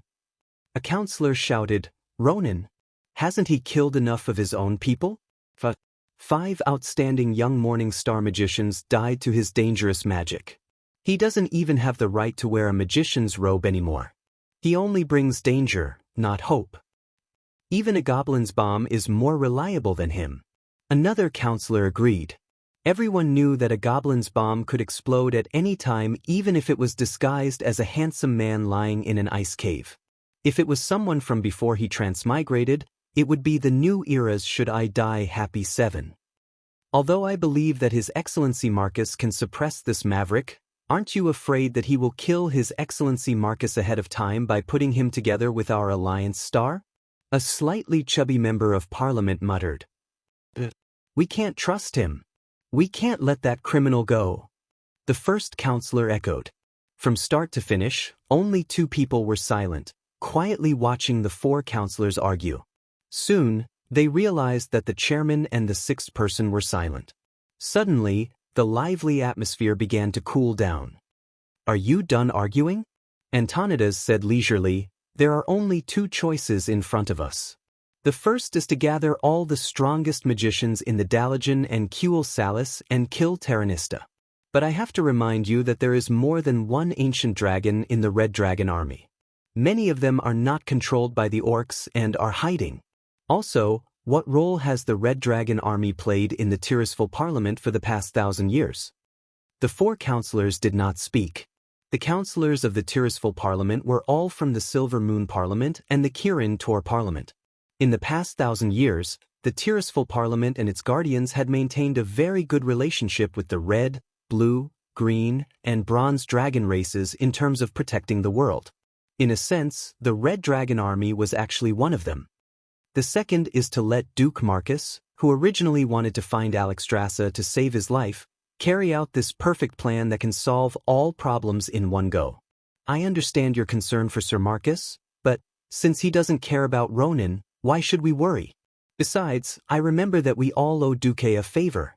When Antonidas said this, the counselors all laughed dryly. That's right, these guys all had a share of the dragon's skin and whatnot as casting materials. Of course, a certain counselor named Crasus didn't look too happy when he accepted the bribe. Crasus spoke, although Sir Marcus's name is a bit wrong, Ronin is not an earth wizard, but a morning star. However, this small detail isn't important. What's important is whether we can come up with a better remedy to increase the success rate of this operation. Antonidas suddenly laughed and said, "Didn't our deputy commander of the alliance always suggest that in the battle against the Horde, apart from glory, we should also give material rewards to the real heroes who killed the enemy?" Crasus immediately understood. The one who killed the most enemies in our alliance doesn't even have a staff. The old but experienced chairman chuckled, "I can contribute an epic staff blueprint suitable for both Morning Star and Radiant Moon Magi. In fact, I even have a prototype that I can be proud of." Crasus continued, "As for the cost, that's the alliance's problem. We might as well set the standard higher. For example, killing 1,000 orc warriors to obtain this staff." Good idea. The other 4 counselors agreed. And so, the alliance's first epic weapon to reward heroes was born. When Duque received the staff the next day, Duque was still a little confused. He blurted out, "Grand Marshal's battle staff." Crasus was taken aback. Duke had called out the staff's name in one go. After all, they had come up with the name last night in the Kirin Tor Council. They had originally wanted to call it a hero's staff. However, they felt that it didn't match up to Duque's status, so they simply called it the Marshal's staff. The warrior version was called the Marshal's two-handed warblade, which was forged by the dwarves of Steel Furnace Castle. After all, anyone who could kill 1,000 orc warriors was definitely not a nobody. Being promoted to a general or something was a sure thing. The counselors didn't feel that it was an offense to any country. After all, it meant that a soldier who didn't want to be a marshal wasn't a good soldier. Who knew that Duque would say it out loud? Duque also realized that he had let it slip. Fortunately, he had a chance to fix it. He pointed at the draconic words on the staff. "This is what the draconic words mean. Does this staff have another name?" Crasus became embarrassed. Compared to the elven magic that humans worshipped, Crasus instinctively felt that the magic of the ancient dragon race was more authentic and original. In order to make the staff look high-end, Crasus added a paragraph of draconic words before handing it over. He thought that no one would understand, but who knew that Duque would say it out loud? Crasus was surprised and pleasantly surprised.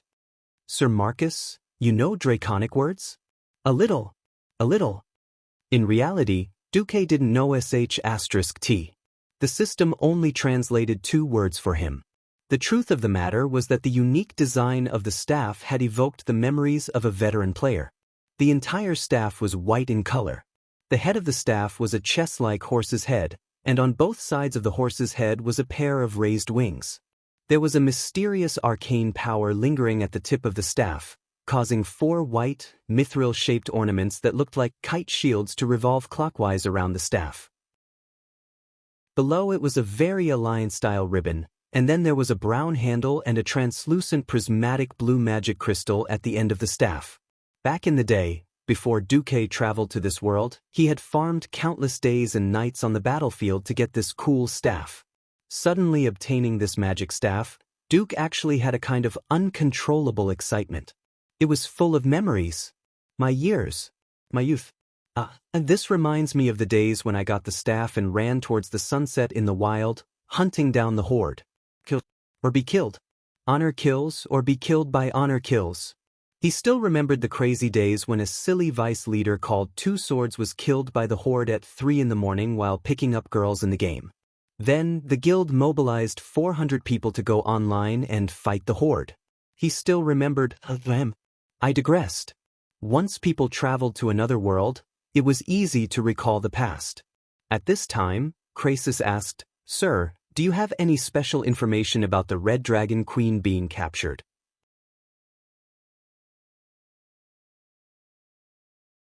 Chapter 466. Krasis was actually a little nervous. As one of the male dragons who admired Red Dragon Queen Alexstrasza, his heart was broken when his queen was captured and the entire Red Dragon army was controlled and enslaved by the filthy beastmen. As an ancient red dragon, Alexstrasza's influence on his mind was not as great as that of other low-level red dragons. The premise here was that he did not contact the queen telepathically. In fact, many ancient red dragons avoided being enslaved by the beastmen by deliberately avoiding telepathic contact. But recently, even without direct contact, Krasis could feel that his beloved queen was inevitably weakening, both mentally and physically. This was a bad sign. Krasis was very anxious. He contacted Duque to see what Duque needed. Secondly, he wanted to see if this Duque, who was known as the strongest commander in the Alliance and had almost earned the title of Mastermind, had any special information or ideas. After all, he had lost contact with the Red Dragon army and could only guess a lot of things. "I don't have any accurate information." Almost as soon as Duque finished speaking, Krasis' face was filled with disappointment that could hardly be concealed. "I see." Duke looked at Krasis' seemingly calm but incomparably disappointed expression. He stopped teasing Krasis. "But there's still a direction." "Can you tell me? I once witnessed Her Majesty Alexstrasza's heroism in Karazhan. So, from the beginning, I did not think that ordinary creatures could control the incomparably powerful Her Majesty." "Makes sense." Krasis nodded. "So, I flipped through the ancient books of Karazhan and found this record about the dragons. This is a very long story. In the ancient war, the races of Azeroth, led by the Pentashade Guardian, united to resist the invasion of the Burning Legion. The Pentashade Guardian even created an extremely powerful divine artifact that killed all the millions of demons of the Burning Legion in one go." When Duque said this, Krasis could not help but breathe faster. As the Red Dragon Queen's youngest admirer, as a young dragon, he had not experienced that earth-shattering battle. However, this did not prevent him from learning about it from his elders. Speaking of the war, there was one thing that couldn't be avoided. It was something that shamed the entire dragon race, the dragon soul, or more precisely, the devil soul. "I knew it was devil's soul," Krasis said through gritted teeth. Then he realized that he was too excited. "Sorry, I was too excited. However, as an ally of the Red Dragon army for more than 1,000 years, it's a cruel thing for us to fight the Red Dragons." Duque smiled and pretended to understand. He continued, "Of course, this is just speculation. I wasn't sure. After all, I had to see the real thing to know. However, what I'm thinking is that if it's the demon's soul, I have to inform the other Dragon Kings to deal with this matter because I'm worried that this is a conspiracy by the Wing of Death, Nisario." The speaker had the intention, and the listener had the intention. Even if a certain red dragon still didn't know that the other party was a transmigrator who was even more of a fraud than a fraud, it still didn't prevent a certain dragon from having a good impression of fraud. Krasis became more and more certain that Duque had a very good chance of successfully saving Alexstrasza. "Marcus, what are you going to do?" Du shrugged. "I'll just play it by ear." This answer made Krasis want to vomit blood. If it were someone else, Krasis would have definitely slapped them into the wall with Dragon Claw Swipe. However, the one in front of him was Duque, known as the most far-sighted and wisest sage and commander in the entire alliance. Moreover, because the real dragons had an almost infinite lifespan, he had more spare time than other great mages to study trivial matters, such as the rise of Duque. Krasis found that Duque had the temperament of a fraud. In particular, Duque's ability to see through appearances was even rarer. The conspiracy that the Burning Legion's shaman had painstakingly hidden for hundreds of years was actually seen through by a young man. If this wasn't talent, then what was it? Even though it was a bit irrational, Crassus's intuition told him that betting on Duque was the right choice. Crassus bowed deeply to Duque. "Thank you for your frankness, sir. You didn't have to tell me at all." No. You're also half a master to Ronin. I'm just telling you not to worry." Ronin. Crassus felt a bit strange when Ronin was mentioned. Even though he had been secretly training Ronin so that he could master the technique of sneaking into grim battle, he still felt strange when Duque suddenly asked for him. He forgot that a fraud was a fraud. "Sorry, actually, I dreamt of Ronin and Her Majesty Alexstrasza. I think this is a sign from the goddess of fate. I did some research, and it turns out that there really is a mage named Ronin in the Dalajan, so that's it. If you don't think it's suitable, I can give up on summoning Mage Ronin." Crassus was dumbfounded, but he soon accepted it. A sign of fate. Such a high-end and mysterious power. When Crassus connected the fact that Duque had miraculously defeated Sardras, he couldn't help but wonder if Duque was the so-called child of fate. Alright, it just so happens that Ronin committed a crime. Even though he's currently in detention and under investigation, he's probably willing to use this method to prove himself. Not to mention that he's working with the Alliance's hero, Duke Marcus. I just hope that he won't be so careless and drag you down with him. Don't worry. I'm very good at instant casting, ice barrier. Crassus was speechless. The matter was settled. Half an hour later, in a room in a side tower of Violet Castle, a mage was waiting for his latest punishment. He looked about him with boredom. There was a brocade hanging on the thick stone wall in front of him. The violet area in the middle was embroidered with a complicated golden eye that seemed to be able to see through everything in the world. Below the eye were 3 golden daggers pointing to the ground. This flag of the Dalajan, this symbol, had always been raised high during the war, fulfilling their mission to protect the Alliance, even though not every Kirin Tor member fulfilled their mission with honor. He was a little anxious because the latest news was that he was actually connected to one of the Alliance's 2 heroes, Duke Marcus. He wasn't sure if this was a blessing. Chapter 467. Ronin raised his head and gazed into the distance with his deep green eyes under his thick red hair. There was a scar on his nose from a fellow apprentice, but no matter how skillful the culprit was, Ronin had never thought of fixing it. Even so, Ronin did not look ugly. He had a straight and elegant chin and a sharp face. His arched eyebrows made him look like he was full of sarcasm and suspicion. Most people were superficial. Before understanding the beauty of the other party's soul, they would often reject the other party from the bottom of their hearts because of the bad habits brought about by the appearance association. Ronin was treated the same way. His appearance had caused him trouble in communicating with the higher-ups more than once. Every time he tried to alleviate all of this, his ferocious expression and slightly exaggerated body language could only play a negative role in the situation. He wore an elegant midnight blue robe. His tall and handsome figure was very eye-catching, even to the mages. Ronin was silent. He had sacrificed 5 outstanding companions in the last mission. To him, who was waiting for an interrogation, any extra words would only make the accusations against him more severe. He stood in the middle of the room and looked at the door again, waiting for a mage to come in and speak to him. An interrogation or a direct sentence from an important figure.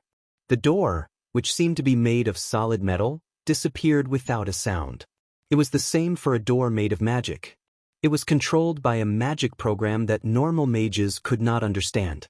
The Kirin Tor Parliament had used this cage system to imprison many criminals in the Violet Prison under the Dalajan. It had been like this for hundreds of years. The sudden light from the door made Ronin turn his head and close his eyes. But quickly, he opened his eyes and looked straight at the door. To his surprise, it was not the intimidating inquisitors and their assistants, nor was it Crassus, who was half his mentor. Instead, it was a young sorcerer with a tuft of silver hair. His hair did not look like it was dyed, but it did not match his young face. Ronin looked at the person who came. It was Duque. Duque was also sizing Ronin up. He saw a pair of deep green eyes that were as calm as a lake before a storm. There was no fear, no anger, and no hatred. He could clearly see the ugly scar on Ronin's nose, as well as the helplessness under that seemingly vicious expression. Not only that, it was hard to even find anger. This kind of incongruous feeling made it difficult for Duque to connect the person in front of him with the glorious Kirin Tor archmage in history. This was the first time Duque had seen such an expression since he transmigrated. It was an expression that could only be seen after one had been abandoned by one's teacher, rebuked by one's peers, insulted by the world, and made enemies with the entire world. If it was an ordinary person, most of them would bend their back and lower their head in front of a high-ranking person, trying their best to show a humble and pitiful posture. But Ronin didn't. From the moment he opened the door until now, his posture had been as straight as a pine tree. He did not raise his chin, nor did he lower his gaze. He just calmly looked straight into Duque's eyes. That's right. Ronin was not afraid of death, nor was he afraid of being questioned. He was only waiting for the result of his trial. Was it eternal oblivion, or redemption? Hello, Ronin. My name is Duke Marcus. Nice to meet you. Duke Marcus? The 1.5-year battle at the Door of Darkness had made Duque's name known across the 2 continents. For the first time, Ronin was stunned. Why would such a famous person come to see him? My apologies, please forgive my stupidity, my lord. I don't understand how a sinner like me can help you, my lord. Or should I say, aren't you afraid of bringing misfortune upon seeing someone like me? Duque laughed. If it really is the power of the goddess of misfortune, perhaps anyone who looks at it will meet with misfortune. Duque replied, but your degree of misfortune is nothing to me, who has suffered the curse of the Burning Legion Sargeras and only has a month left to live. If you can really bring misfortune, then I should be dying in front of you right now. Do you want to count down? 3, 2, I'm dead. I don't think I'm dead yet. Looks like your misfortune is useless against me. Do you want to follow me for a while? Ronin was tongue-tied. He couldn't keep up with the thoughts of this person in front of him. He felt like he was losing his ability to think. When he had been imprisoned by the Kirin Tor internal affairs and dragged away like a bag of trash, he had thought that his terrible life as a wizard, or even this cursed life, was about to be liberated. But when the door opened, Ronin found out that what awaited him was not the result of execution or the destruction of all his magic circuits. He would be unable to use magic for the rest of his life. Instead, he was going to follow a person who only appeared in legends? Ronin was stunned. Duque scratched his head. Looks like my reputation isn't working. Then, for the sake of the Alliance, the humans, the dwarves, and the high elves, can you help me? This is a mission with a very high level of danger. When Duque said this, Ronin suddenly came to a realization. Ronin lowered his head for the first time and then quickly raised it again. There were a few more tears at the corner of his eyes. He shouted at the top of his lungs, I'm willing. I'm willing to do anything. I don't need to make any contributions. As long as I can wash away the sins on my body, so that I don't have to think about the faces of the victims' families every night, and make my heart feel better, I'm willing even if I have to die. Duque was stunned and then came to a realization. Azeroth's history still had its original momentum, but this was different from the original timeline. At the original timeline, Ronin had gone to save the Red Dragon Queen. That was after the war had ended and he had been imprisoned for a long time. At that time, Ronin had already calmed down, or perhaps his heart was dead. But now, after Ronin had committed a crime, he was in the most pain and his conscience was at its worst. It was as if he was in front of a cliff, unable to find his way out. Just as he was venting his pain, Duque had extended a simple wooden bridge to him from the other side of the cliff. Even though it looked unstable and had all sorts of questions, there was no doubt that this was Ronin's only salvation. Duque lowered his head and sighed, Ronin, if you follow me from now on, let me tell you why your magic always goes out of control. Chapter 468. What did it feel like to guide someone who was only half a step away from becoming a mage god? It felt good. It felt really good. It was like traveling to the past and teaching Edison how to invent and think about life. It was like teaching him to apply for a patent for his invention. If Ronan was a girl, it would be as bad as teaching a little girl who believed in Santa Claus to go to Mount Akina to watch an old driver drive. Fortunately, Ronan was male. Just like that, Duque's rescue team was formed, carrying the will and hope of the entire alliance. This was not an exaggeration at all. Tyrannisa's frontal attack put a lot of pressure on the alliance. They wanted to gather their army and counterattack in one go, taking back the Arthi Highlands first. In the end, more than 200,000 troops were blocked by an ancient dragon at the Wall of Thoradin, unable to advance. If not for the Griffin Knights of the Wildhammer dwarves showing enough ferocity to fight, Tyrannis might have charged straight into the army camp behind the Wall of Thoradin and washed it with dragon breath. The ruler of the skies was just that domineering. Duque, Gavin Rad, Sasha, Ronan, and Marion Firewing, who was forced into the team. This team of 5 seemed to be very low-key, but it had gathered quite a lot of big names. A deputy commander of the Alliance, a first-generation paladin, a ranger general, a future great mage, and a Silver Moon counselor. "Why did you come?" Duque asked Marion, the beautiful female high elf mage. "For the future of the Alliance. Duke is such a young and promising member of the Alliance. If he were to die under some terrible curse, it would be such a pity. This would also damage the relationship between Kuel Salis and the Alliance. The Sun King and the Alliance agreed that only you are the best bridge between us and the Alliance." At this point, Marion rolled her eyes and continued, "Besides, isn't saving the beautiful queen from the hands of the evil and filthy orcs the standard template of a legendary story that can be sung and moved to tears? Is it wrong for me to want to be a part of the legendary story?" Marion spoke confidently and righteously. "But you don't have to sacrifice a Silver Moon counselor? Are we going to lose a deputy commander?" She was so reasonable that Duque couldn't find any room to refute. "We're going deep into the enemy's rear. No one will serve you." Duque, who had long heard of the debauched lifestyle of the High Elven mages, especially the Silver Moon counselor, wanted to give them a heads up. "I volunteered to join. Even if I die in the wetlands, it's my own business. There are many people in Silver Moon City eyeing my position, waiting for me to die there. Don't worry, I can take care of myself. I won't let them get what they want." A certain Du could only pinch his nose and accept it. Let's hope Marion won't be a burden. It wasn't that Duque didn't believe in Marion's strength, but he wasn't sure of her actions. Just like that, the 5-man team set off. Because the entire Arthi Highlands and the wetlands across the sea belonged to the front line, it would be a joke to fly directly to grim battle on a griffin. After the discussion of the Alliance's bigwigs and staff officers, they decided to fly to the Stormwind Fleet on the other side of the Paladin Bay. Then, when night fell, they would use a small boat to land on the west coast of the wetlands. Dreams were plentiful, but reality was harsh. Duque didn't expect that there could be conflicts between his own people and people from all over the world. Duque suddenly realized that wherever Marion was, Sasha would definitely sit next to him. It had been like this since they started riding griffins.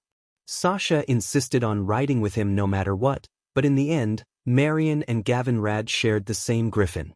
It was even more so on the boat. Yes, like a mother bird protecting her chicks, she spread her wings and stared at the enemy, unusually vigilant. "Sasha, we're all partners on missions together." "No, Duque, you don't understand. This kind of woman is a scourge that eats people up without spitting out the bones. I'm going to watch over you in place of my sister." Sasha said this in front of Marion, giving her a provocative look.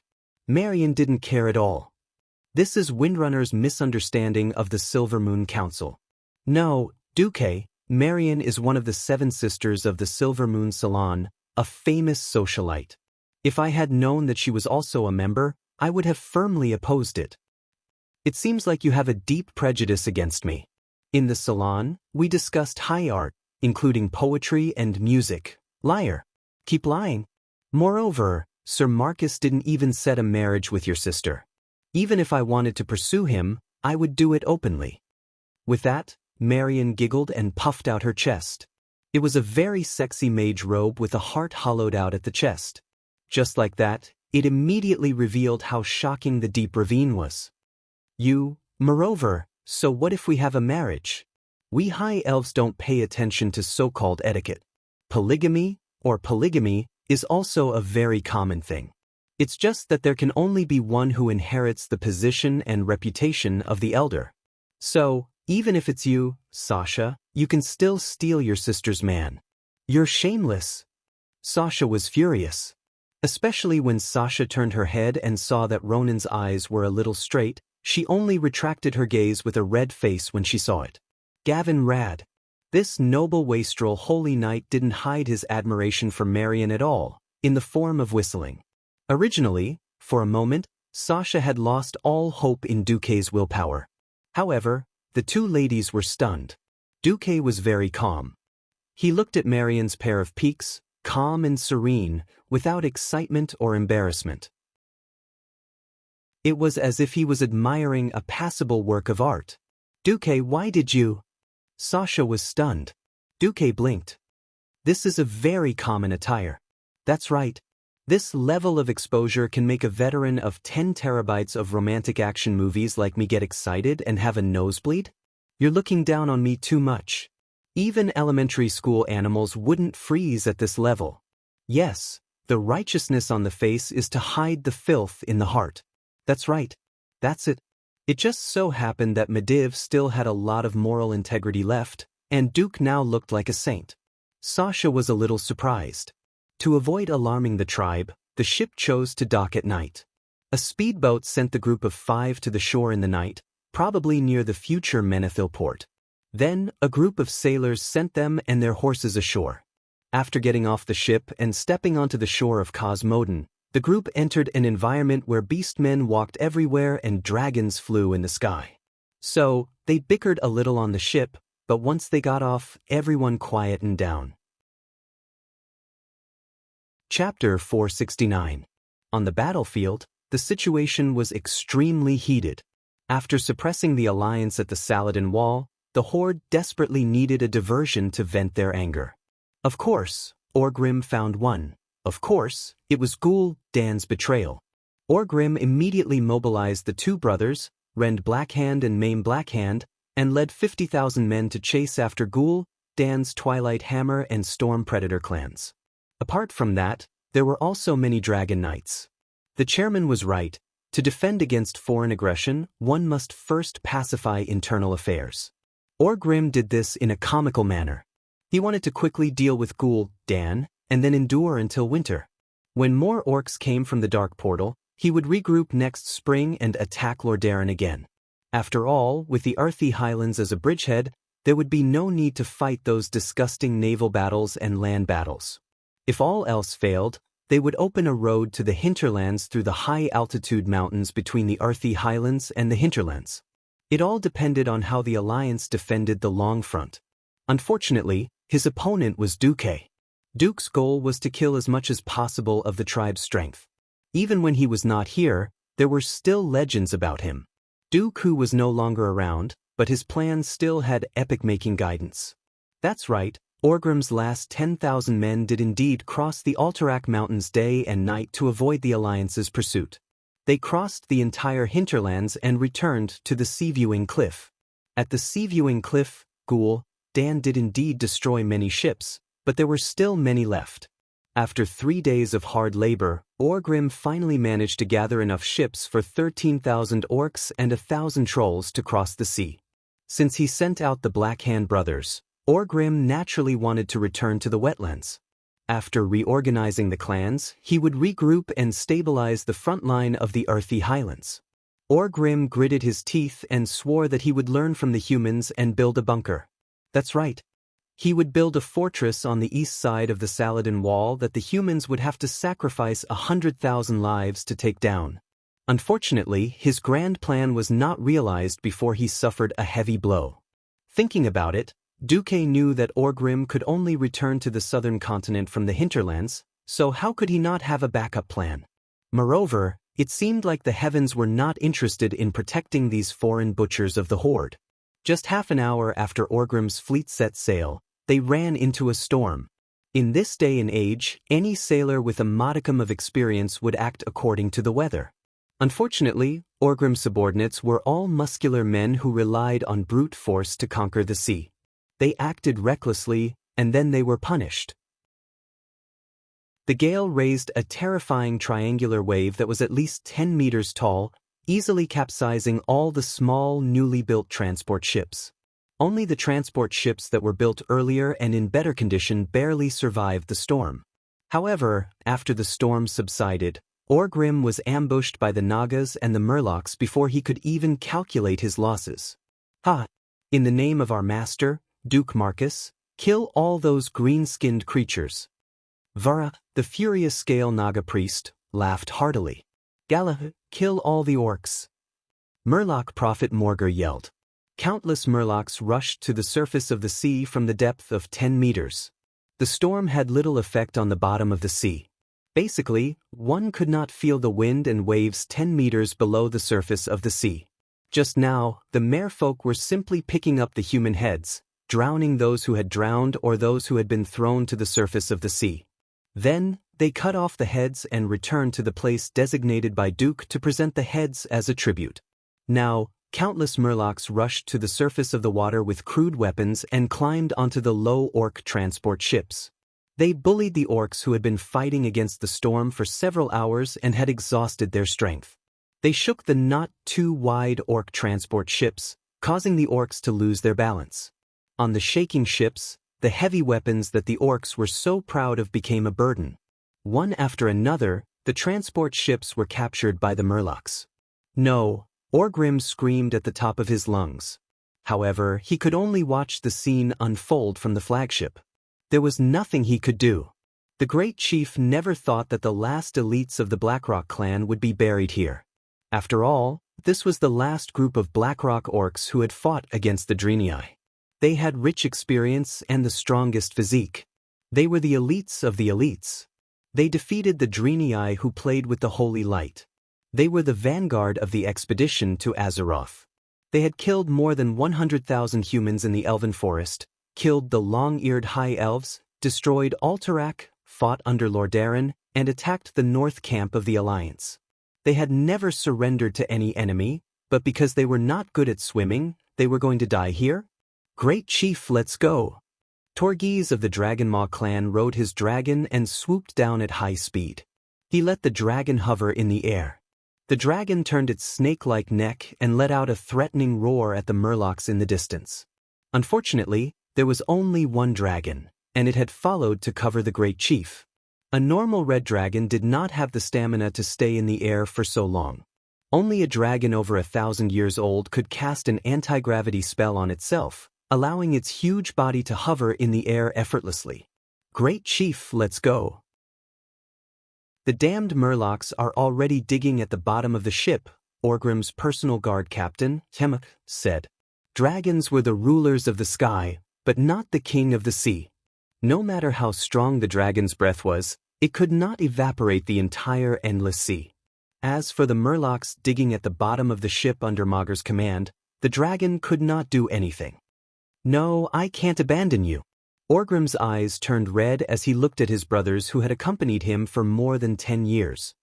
No, you must abandon us for the sake of the tribe. The orc warriors stared at Orgrim as if they weren't looking at their great chieftain, but at the last flickering flame of hope in the wasteland of despair and destruction. For the tribe. This sentence deeply pierced Orgrim's heart.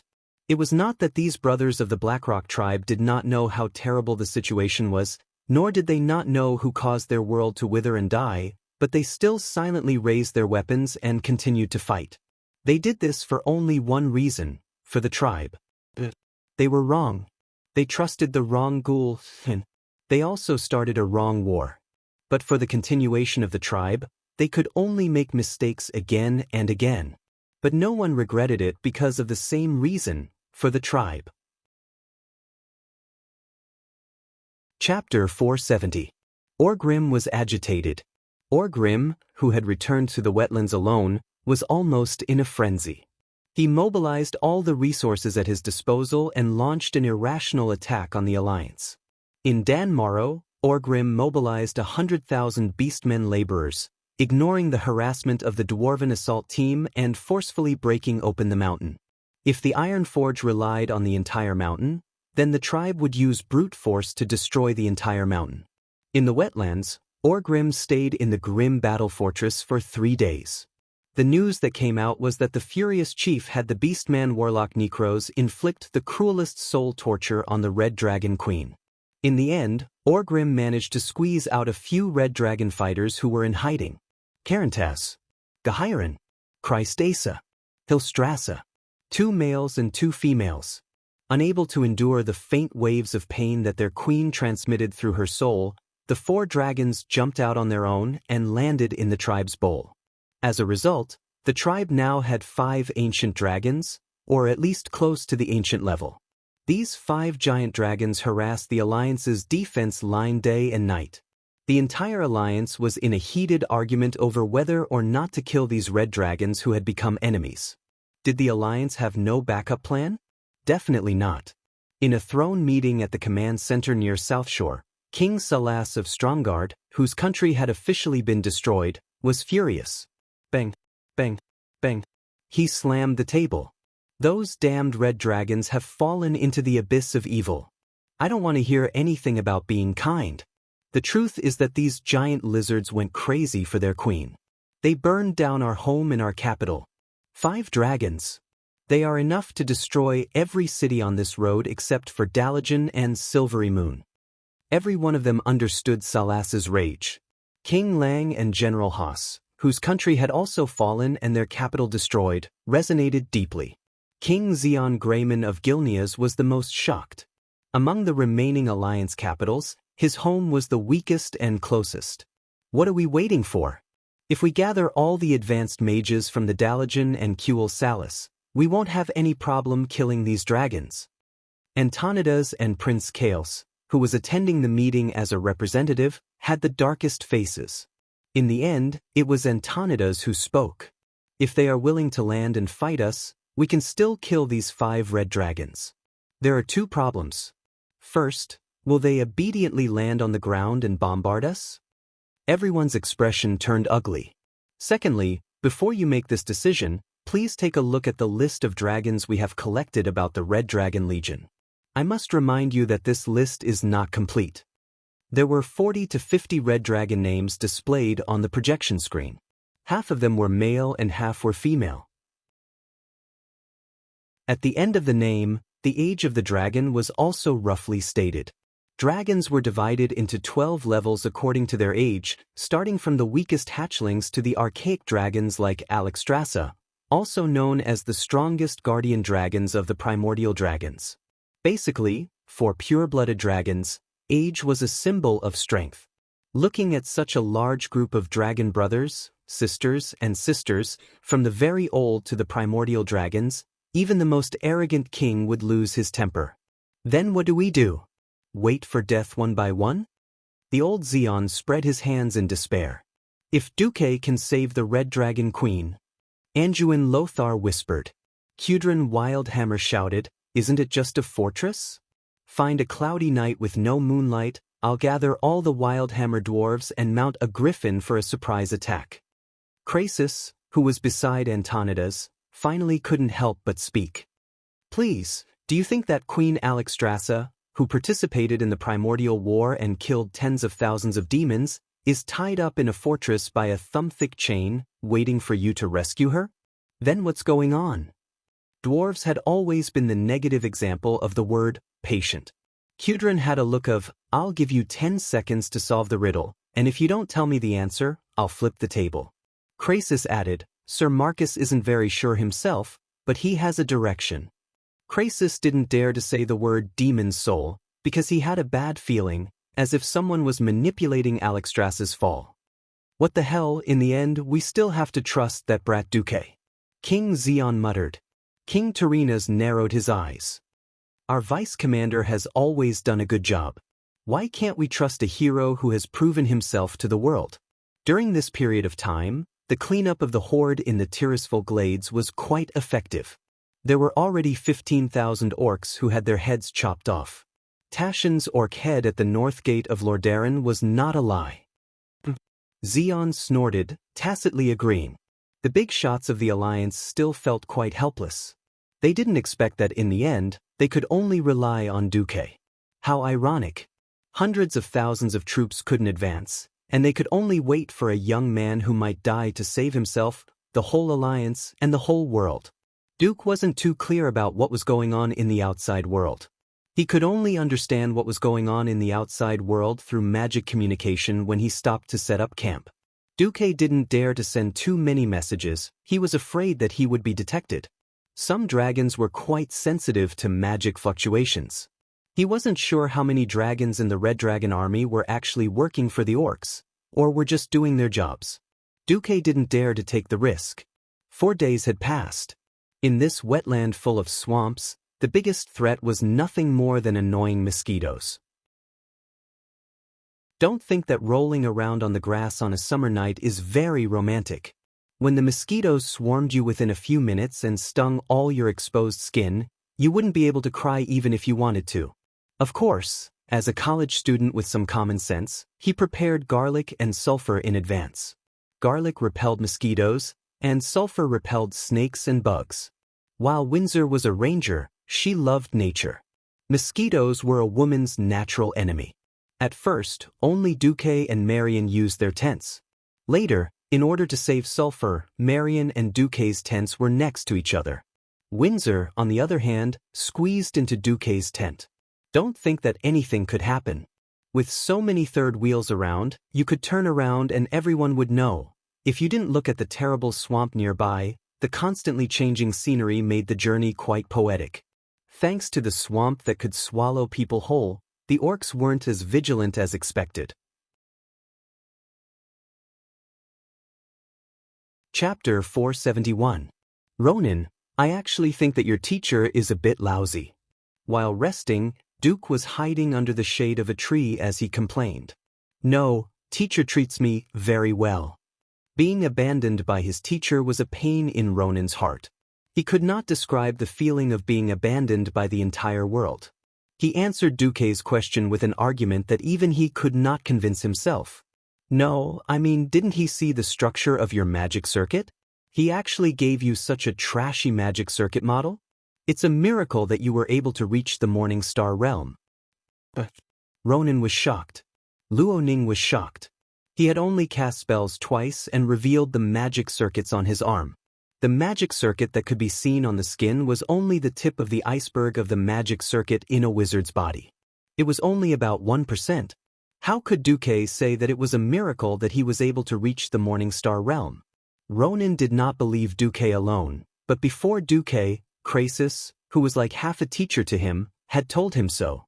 Ronin was conflicted. If Ronin was said to be hesitant at first, then Duque's next words shocked him. Did you realize that while others could operate the arcane magic circuit in the same way without any problems, when you used it yourself, the arcane energy would rush out like a wild horse? Ronin, who was sitting on the ground, lowered his head, almost burying it between his knees. His appearance made Duque feel awkward. No matter how he looked at it, he looked like a dog that had lost its owner. To be honest, Marion, who had not paid much attention to Ronin, did not understand why Duque would care so much about a wizard with such poor skills and no future.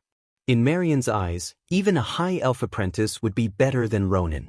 Ronin's chaotic arcane aura was not surging, but it was always in a state of activation.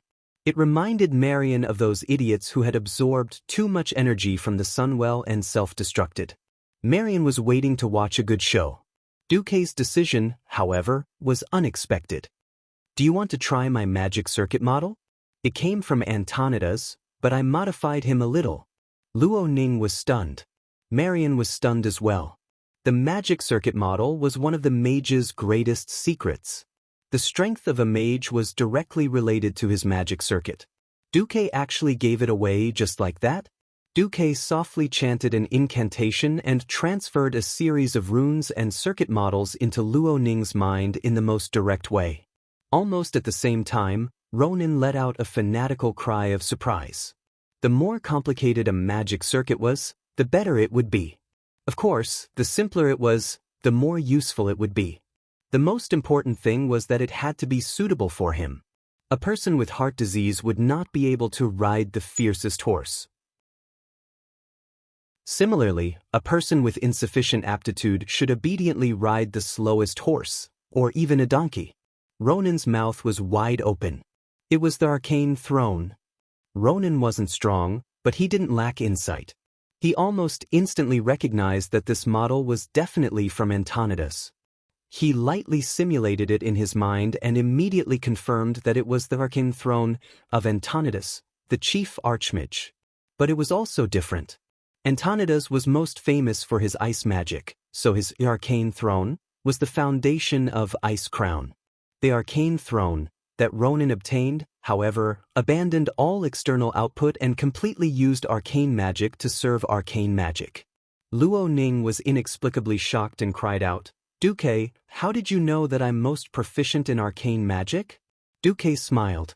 "I could tell at a glance." Well, from Snowstorm Daddy's description of you, he could tell at a glance. This gift is too precious." Duque, however, shook his head.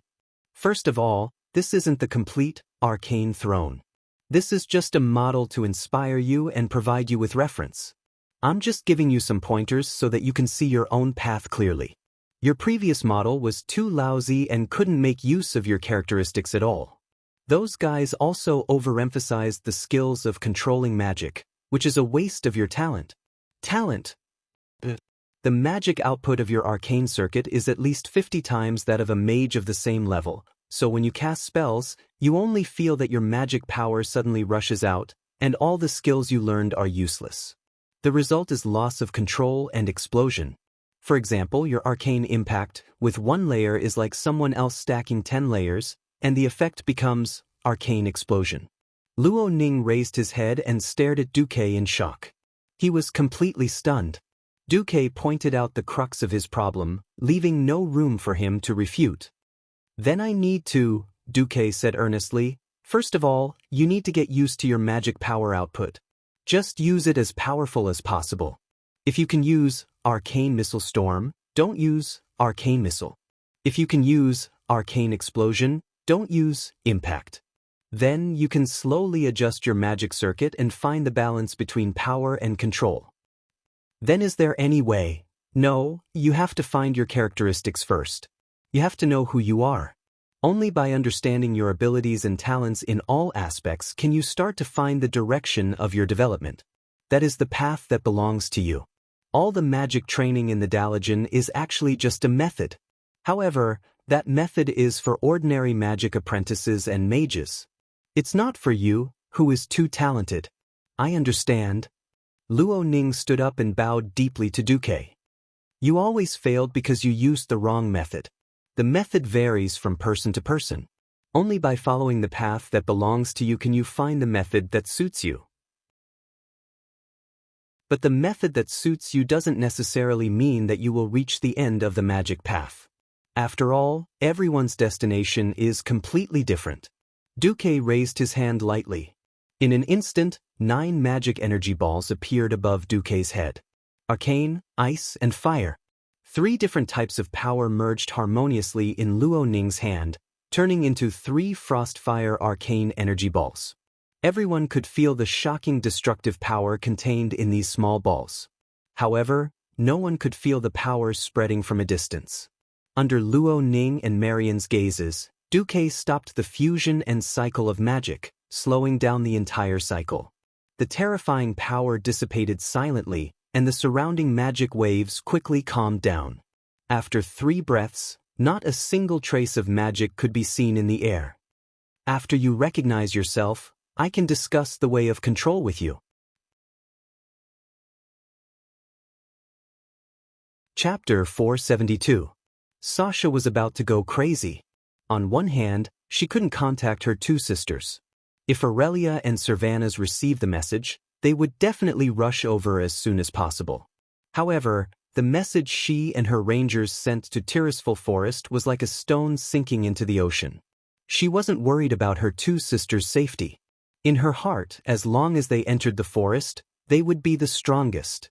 It was obvious that they were being held back by a target. If she guessed correctly, it had to be Grom Hellscream. Her two sisters were still brooding over the fact that they couldn't take down that fierce orc even after working together in the first battle of South Shore. Their stubbornness caused Duque to lack powerful supporters. On the other hand, if Duque and the other three guards remained silent from start to finish, Sasha wouldn't feel troubled. If they focused their thoughts on the dangerous mission that they were about to face, Sasha wouldn't feel troubled. The problem was that Duque's journey was too leisurely. If one ignored the fact that this was enemy territory, there would be at least 7 or 8 waves of flying dragons flying overhead every day. This was like an outing. Ever since they'd come ashore, they'd only traveled a little more than 120 kilometers in 4 days. This was even slower than the normal marching speed of a human army. The swamp terrain was a little difficult to walk on. At least there were many paths that were obviously made by orcs. These paths led in all directions. As long as they headed east, they definitely wouldn't lose their way. However, Duque just rode on his horse, joking with Marion and Gavin Rad.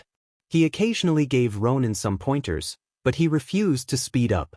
Everyone could see that Duque's hair was getting whiter by the day. The small tuft on his forehead turned white at the temples. Sasha also accidentally saw that the skin on the inside of Duque's left arm was starting to wrinkle like an old man's. Sasha finally couldn't take it anymore. She pulled Duque behind a small hill and said, "Duque, did you notice? Your hair is rapidly turning silver." "Isn't silver good?" "Silver is quite pretty. Look, don't you have silver hair too?" Duque seemed to be joking as he played with a strand of Sasha's silver hair. This was supposed to be a very intimate act. Normally, Sasha would have minded it, but she couldn't care less now. "Are you still joking? Duque, why aren't you nervous at all? Your life is counting down?" On Duque's face, there was an enigmatic calmness that Sasha could not imagine. "I don't know what you think of this war. I think that since I joined the Alliance's army, the moment I joined, every Alliance soldier should be mentally prepared to sacrifice themselves. Yes, I was afraid of it too, and I didn't want to die in agony after being tortured. But since I'm shouldering the future and fate of the 3 races with Noxus, I can't show timidity in front of my subordinates. But shouldn't we hurry to Grim Battle Fortress?" The beautiful silver-haired elf waved her tender arms agitatedly, using her body language to express her unease and dissatisfaction. "Or, do you know some important information that you don't think I have the right to know?" Sasha's subtext was, "Duque, do you think I'm not as good as my sisters?" Duque sighed. To be honest, Sasha was indeed not as good as her 2 sisters now. Aurelia and Servanas, who had become ranger generals a long time ago, had rich battle experience. They were great talents who could take charge on their own. Because the Silver Moon Council did not want the Windrunner family to have too many ranger generals, Sasha had always been a small ranger captain. Now, Sasha had the best talent, but she lacked experience. Right now, Sasha's abilities were far from what she had been when she had become the boss of the Silver Alliance. Sasha, who was taking charge of a mission for the first time, was a little impatient and had the patience to observe problems. Duque could not bear to disappoint her. "It's not about whether I have the right or not. It's just that I don't know how to break out of this situation." "Break out?" Duque seemed to sense something. He waved at Sasha and asked her to move her ear closer. Sasha hesitated for a moment, but she immediately did as he said. Even though she believed that even if Duque spoke softly, her sharp hearing would be able to catch Duque's words, Sasha had seen Duque whisper to her elder sister before. She was very curious and felt that it was a form of intimacy and acknowledgement. Yes, acknowledgement from a very great human commander. However, after moving closer and sticking her ear closer, Sasha regretted it a little. Duque's soft breath tickled her pointy ear. It was a strange and numb feeling that she had never felt before. The breath of an adult man caused her slender and beautiful neck to be dyed a crimson red. She tried hard to hold it in, and secretly activated her wind power to interfere with any possible eavesdroppers. Then, Duque's words were indeed very important. The Red Dragon Queen's capture is part of a continuous plot related to the internal strife of the dragons. If I'm not wrong, the Red Dragon Queen was controlled by the artifact that was attached to her power and soul, that the demon's soul that was transformed from the dragon's soul. This matter was most likely the doing of the legendary Black Dragon King, Deathwing. I'll think of a way to attract Nesario's attention and make our team part of his plot. Sasha had always been curious and intelligent. She had read about the ancient war in ancient books. However, Duque actually wanted to dance on the claws of the scheming Black Dragon King and then use the sinister and cunning Deathwing? That's too daring, isn't it? According to Sasha's calculations, unless Deathwing rushed to the Well of the Sun and courted death, even with all the power of Kuel Salus, they might not be able to kill this ancient Dragon King. Sasha's sexy red lips opened wide in surprise. She suddenly understood why Duque moved as if he was on a field trip. However, isn't this too obvious? Or is it not obvious enough to attract Deathwing's attention? What if Deathwing isn't monitoring this area? Sasha's mind was in a mess. How can I achieve the effect you want without leaving any traces? Just as Duque was about to say something, a loud noise came from the team. Under Duke and Sasha's astonished gazes, one or more beastmen's broken limbs flew into the air, and the cause of this effect was an incomparably huge ball of arcane energy. Sasha couldn't help but shout, "Ronin, you idiot!" Chapter 473. At first glance, it looked like a wizard casting an arcane explosion spell, the huge purplish-blue ball of light expanding at high speed. However, it was clear that it was actually a huge turbulent flow of arcane energy in the form of an arcane missile. After destroying the target it was supposed to attack, this huge ball of arcane energy suddenly flashed and crashed into another hill in the distance. Break, break, break, break. The violent arcane energy turned into countless blue arrows of light, turning the entire hill into a sieve. Gravel flew everywhere, and the dust settled in the damp breeze unique to the wetlands. It was no wonder that Sasha was so agitated. The intense undulations of arcane energy told the red dragon in the sky that something big had happened. The dragons knew how much damage a morning star wizard could cause, and would not ignore it. In this era where illiterates were everywhere, some might know that human magic came from the high elves, but very few knew that the dragons were the ancestors of magic. In ancient times, when the creation titans had arranged for the 5 dragons to become the dragon protectors of the world of Azeroth, they had arranged for the oldest blue dragon king, Malygos, to be the protector of magic. The other dragons had their own characteristics, but they were all very sensitive to magic. As Sasha cursed, she took out the longbow on her back with dazzling movements and nocked an arrow. The orc that had just been killed was obviously not worthy of Sasha's vigilance. The enemy came from the sky. Ronin, who had just finished pouring out his magic, had yet to recover from the violent but overly effective magic attack when he suddenly felt a shiver pass through his body. The feeling scared him so much that he almost jumped up from the ground. Something was approaching. He raised his head to look at the sky, only to see thick, gray, cotton clouds. "Idiot, hurry up and leave." Gavin Rad grabbed the collar of this troublemaker and dragged him onto his horse. Ronin's face was pale. He realized that he had messed up again. Just because of a few orc laborers lying in ambush in a mud hole beside the swamp, he had alarmed the god of death in the sky. Trying to keep his head up on the back of the jolting horse, he saw an invisible ripple in the eastern sky, spreading out in all directions with something at its center. It was a little like a drop of water falling on the surface of water, creating a circle of ripples, only more violent. The clouds were violently torn apart. What followed was a thunderous ripple that caused Luo Ning to open his eyes wide in shock. Immediately after, a terrifying roar came from the sky. Luo Ning's body involuntarily tensed up as a black shadow broke through the clouds and rapidly expanded in his vision. In just a few seconds, the ground nearby was shrouded by a huge shadow. A deafening roar erupted in the sky, tearing through the atmosphere like a hurricane. Ronin struggled to sit on the horse's back and turned his head to look at the sky.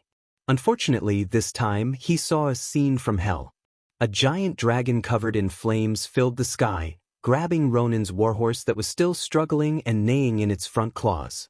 Ronin's meticulously prepared bags of supplies kept falling off the warhorse's back. This dark red giant swallowed the rest of the food on its claws and locked its gaze on the small and pitiful human below.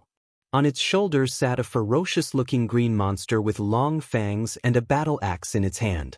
It pointed at Ronin and let out an ear-piercing roar, as if giving an order to the giant dragon. The dragon roared and extended its claws, diving towards him. "Damn it! You jinx!" Gavin Rad cursed.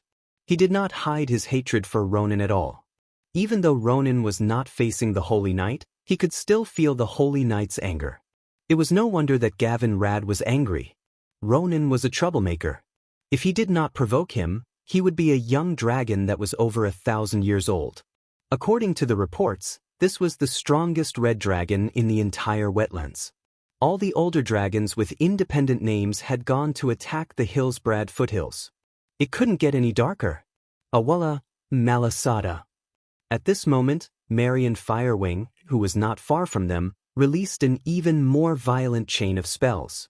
A huge ball of chaotic ice energy the size of a carriage condensed in front of Marion's left palm. Unlike Ronin's berserk magic, Marion displayed her powerful control as an advanced magus. The sound of wind whistling could be heard. Unlike Ronin's berserk magic, Marion displayed her powerful control as an advanced magus. Not only did the ice arrows form a net that enveloped the Crimson Dragon, but they also had a clear arc as they shot out. Marion was actually able to adjust the angle of the attack after the spell was released to maximize the hit rate.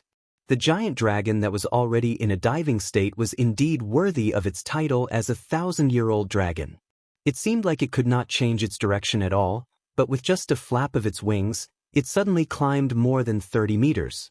If Marion's ice arrows, which had a greater range than Blizzard, could self-adjust, the giant dragon might have dodged them.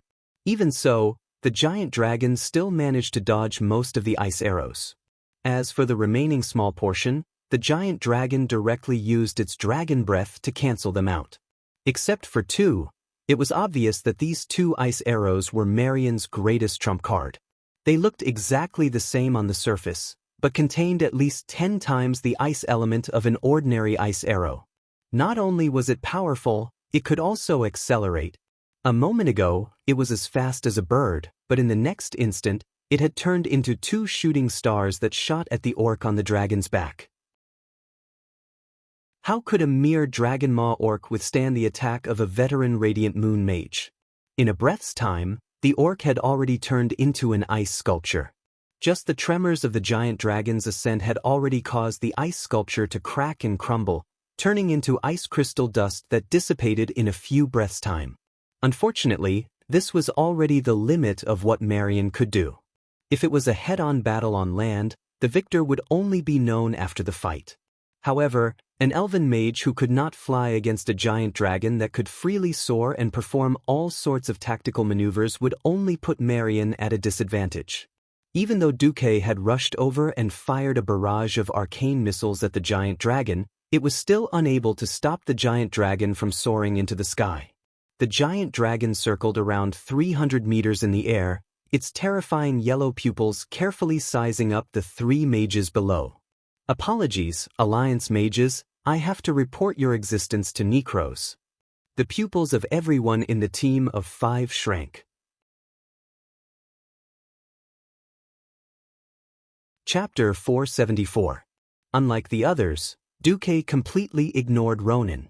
The dragon's figure was reflected in his eyes. But whether it was Ronin or the dragon, Duke didn't really care about either of them. What Duque cared about was Deathwing. If he couldn't attract Deathwing's attention and get the Black Dragon King's interest, then it would be useless no matter what he did. There wasn't a single warlock in the entire alliance. Apart from warlocks, no one could use the artifact Demon's Soul. Even if Duque was a warlock, he wouldn't use such a method to take control of Alexstrasza. Of course, how to deal with the current situation was also a problem. A young dragon with a body length of 23 or 24 meters and a wingspan of almost 20 meters. If they left it alone, just the fact that it wouldn't come down and was circling in the sky like a demon to summon the dragon was enough for the team of 5 to suffer. After Sasha arrived, She tried to use the ability she obtained from the storm altar to aim at the dragon's eyeball. She failed. 300 meters above the ground, the flow of the wind had become extremely chaotic. She had indeed awakened the power of wind, but that was more of a control over the wind. It wasn't like her elder sister who strengthened herself with the storm. One shouldn't think that a dragon's eyeball was easy to damage just because it was a weakness. As long as a dragon was more than 1,000 years old, its transparent eye membrane would be as hard as steel. Xianxia bit her lower lip and said in a clear voice, "If anyone has a way, it's best if you use it now." Everyone first looked at Marion. She was the best fighter among the 5.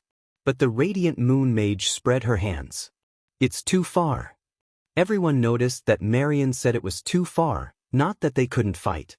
Then, everyone ignored Ronan, who was at a loss of what to do, and ignored the short-handed Holy Knight. They focused their attention on the core of the team, Duke. Duke looked at the red dragon circling in the sky and asked Xianxia, "Can you help me guide my magic? I need you to blow the elemental particles from my body onto that big lizard." Xianxia was no fool. She was smart enough to immediately understand what Duke meant. Putting aside the power of the spell, just the fact that the direction of the wind could change at any moment made it difficult for the spell to hit a target more than 100 meters away. In fact, in a large-scale war, there was no way to coordinate the power of so many pharaoh mages without a large-scale mana amplification magic array. What Xianxia had done was actually some sort of amplification. Even if they did not know how to use magic, the high elves were still very sensitive to the flow of elemental power. Not bothering to avoid suspicion, Xianxia pressed herself against Duke's back and pointed at the giant dragon 300 meters in the air. A gentle breeze blew from their backs, and their silver hair fluttered in the wind, gently caressing Duke's face. The eyes of the 3 people beside them were transfixed, because in that instant, they vaguely felt that the hair colors of the 2 were unexpectedly the same. In the scene before their eyes, the 2 figures seemed to have blended beautifully.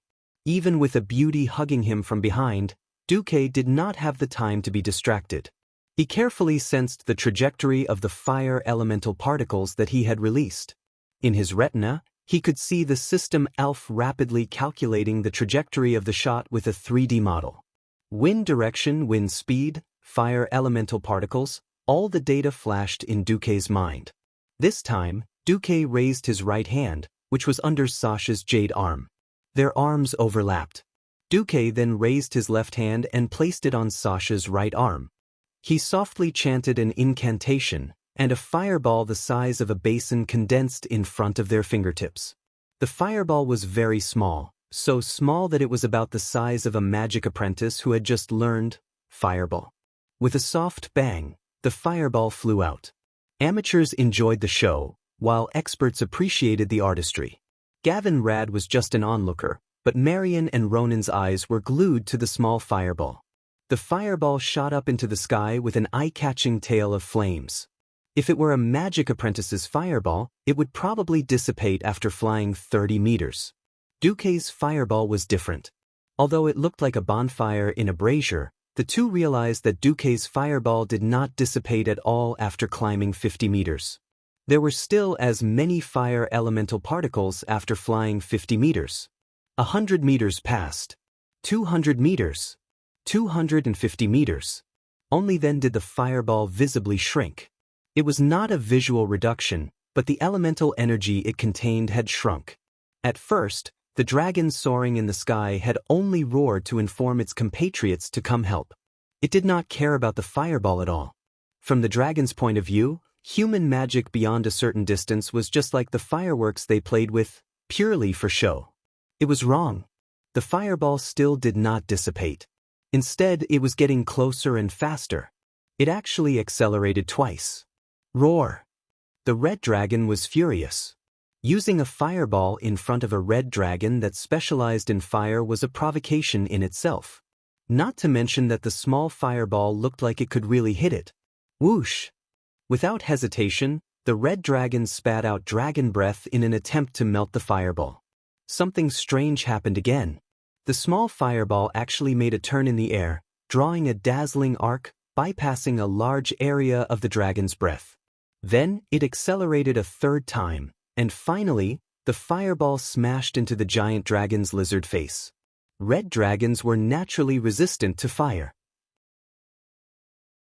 The fireball did not do much damage, but it was a slap in the face. In the truest sense, it was a slap in the face from all angles and connotations. Most red dragons did not have good tempers. Not bothering to wait for reinforcements, the 1,000-year-old red dragon flapped its wings and swooped down from the sky.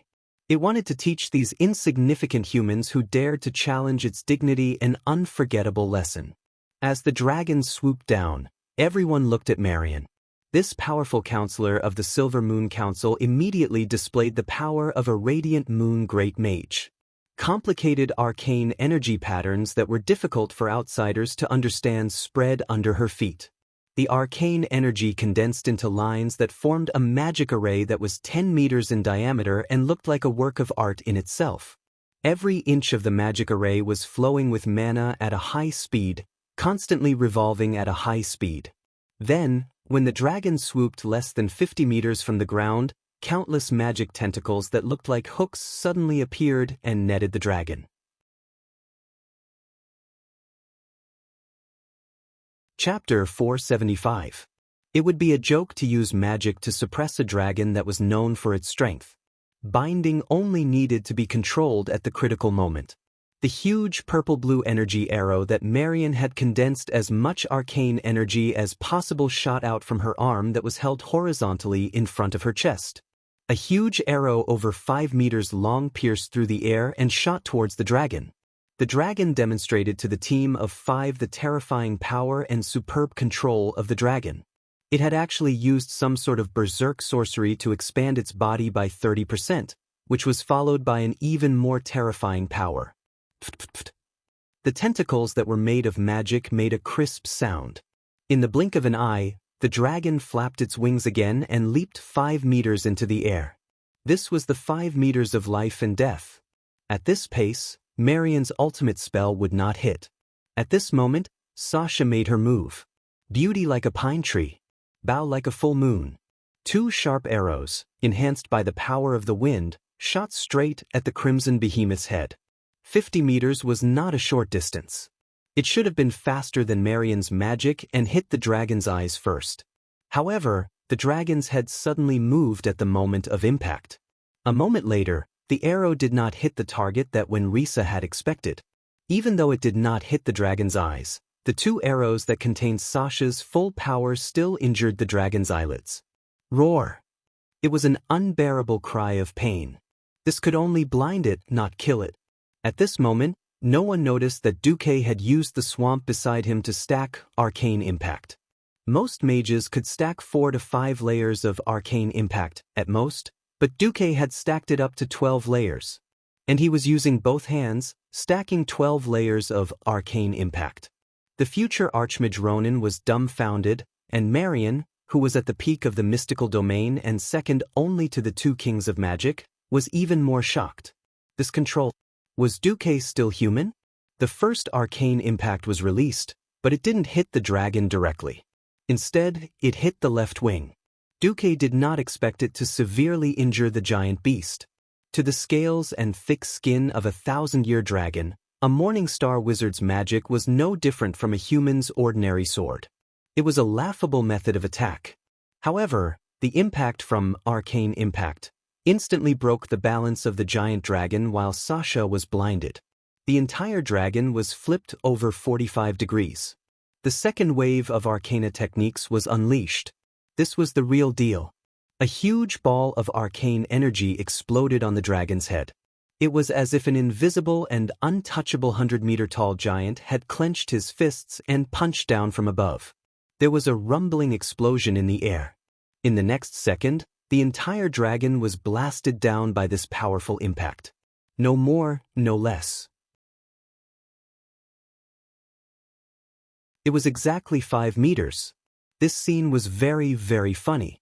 It looked like a frog trying to jump out of a pot of boiling water, but halfway through, it was covered by a lid and had no choice but to fall back into the pot.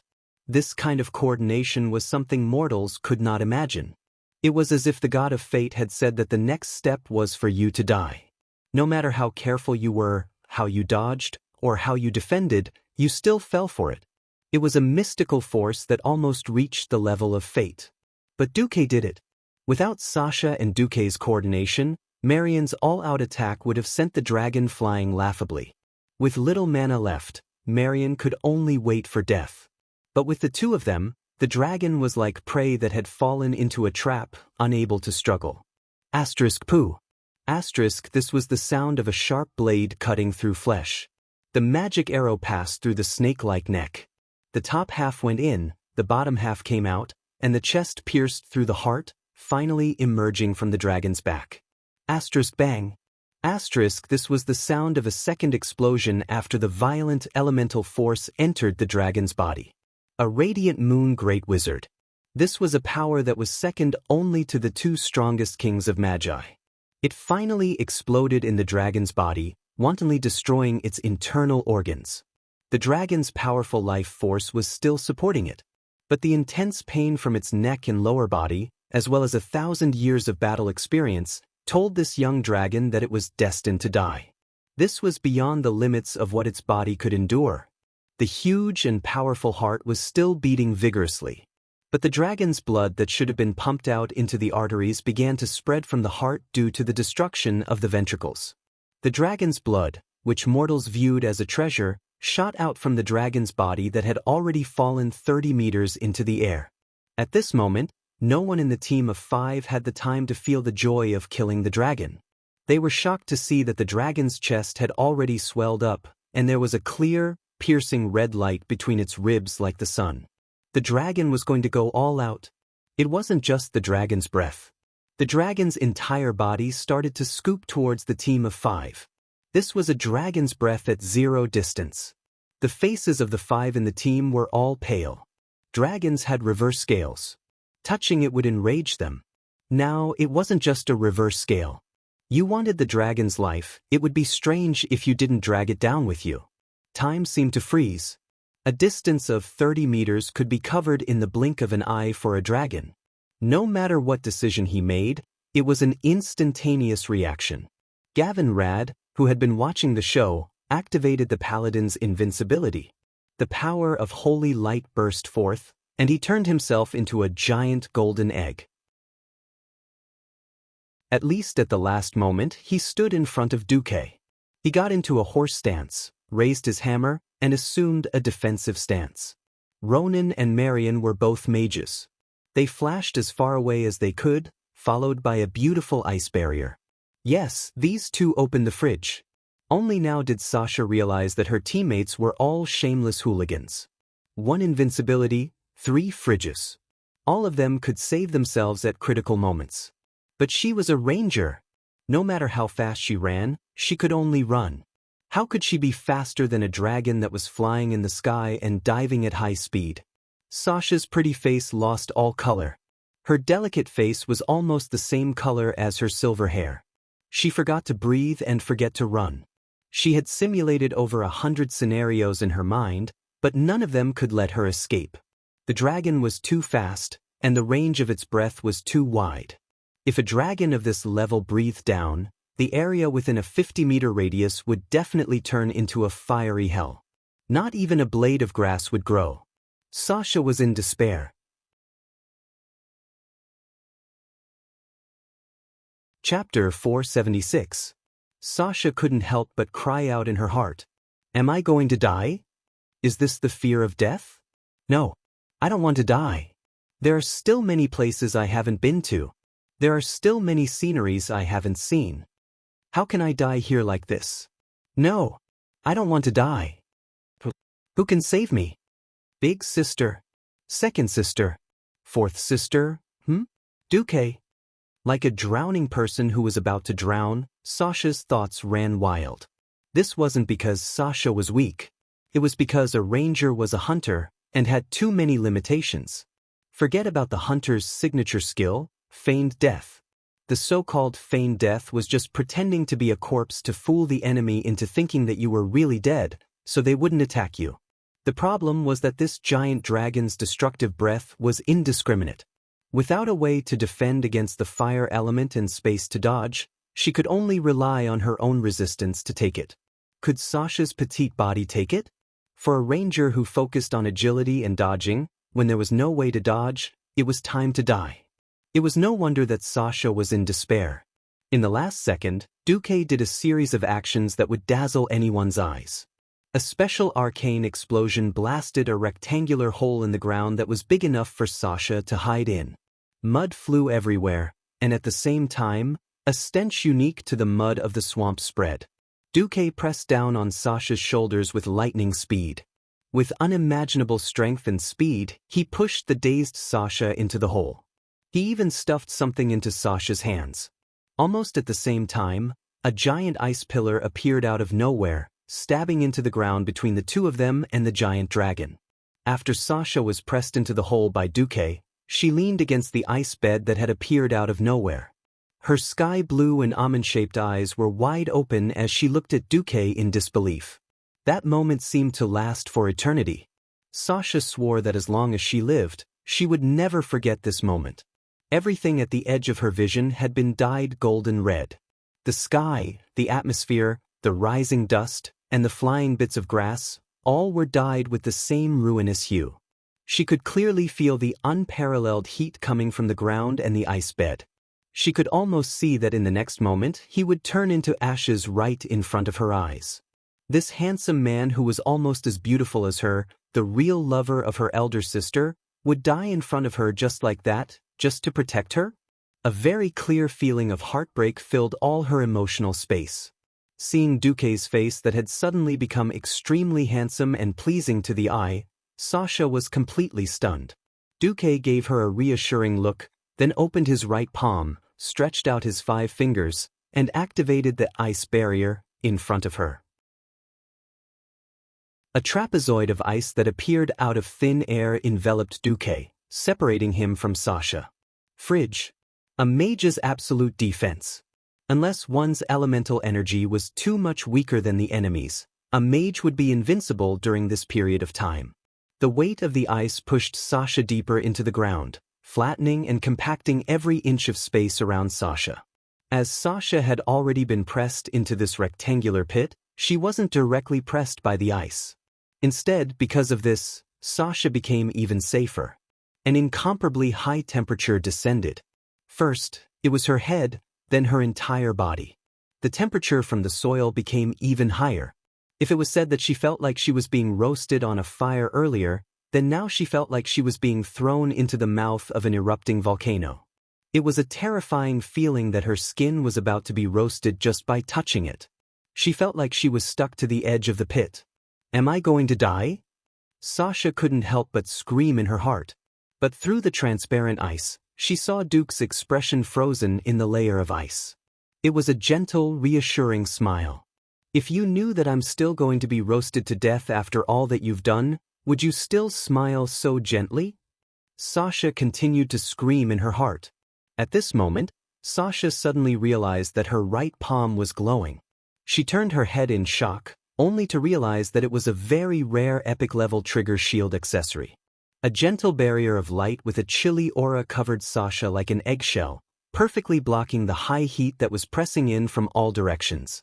Sasha finally calmed down. She murmured softly, "Did you predict this as well?"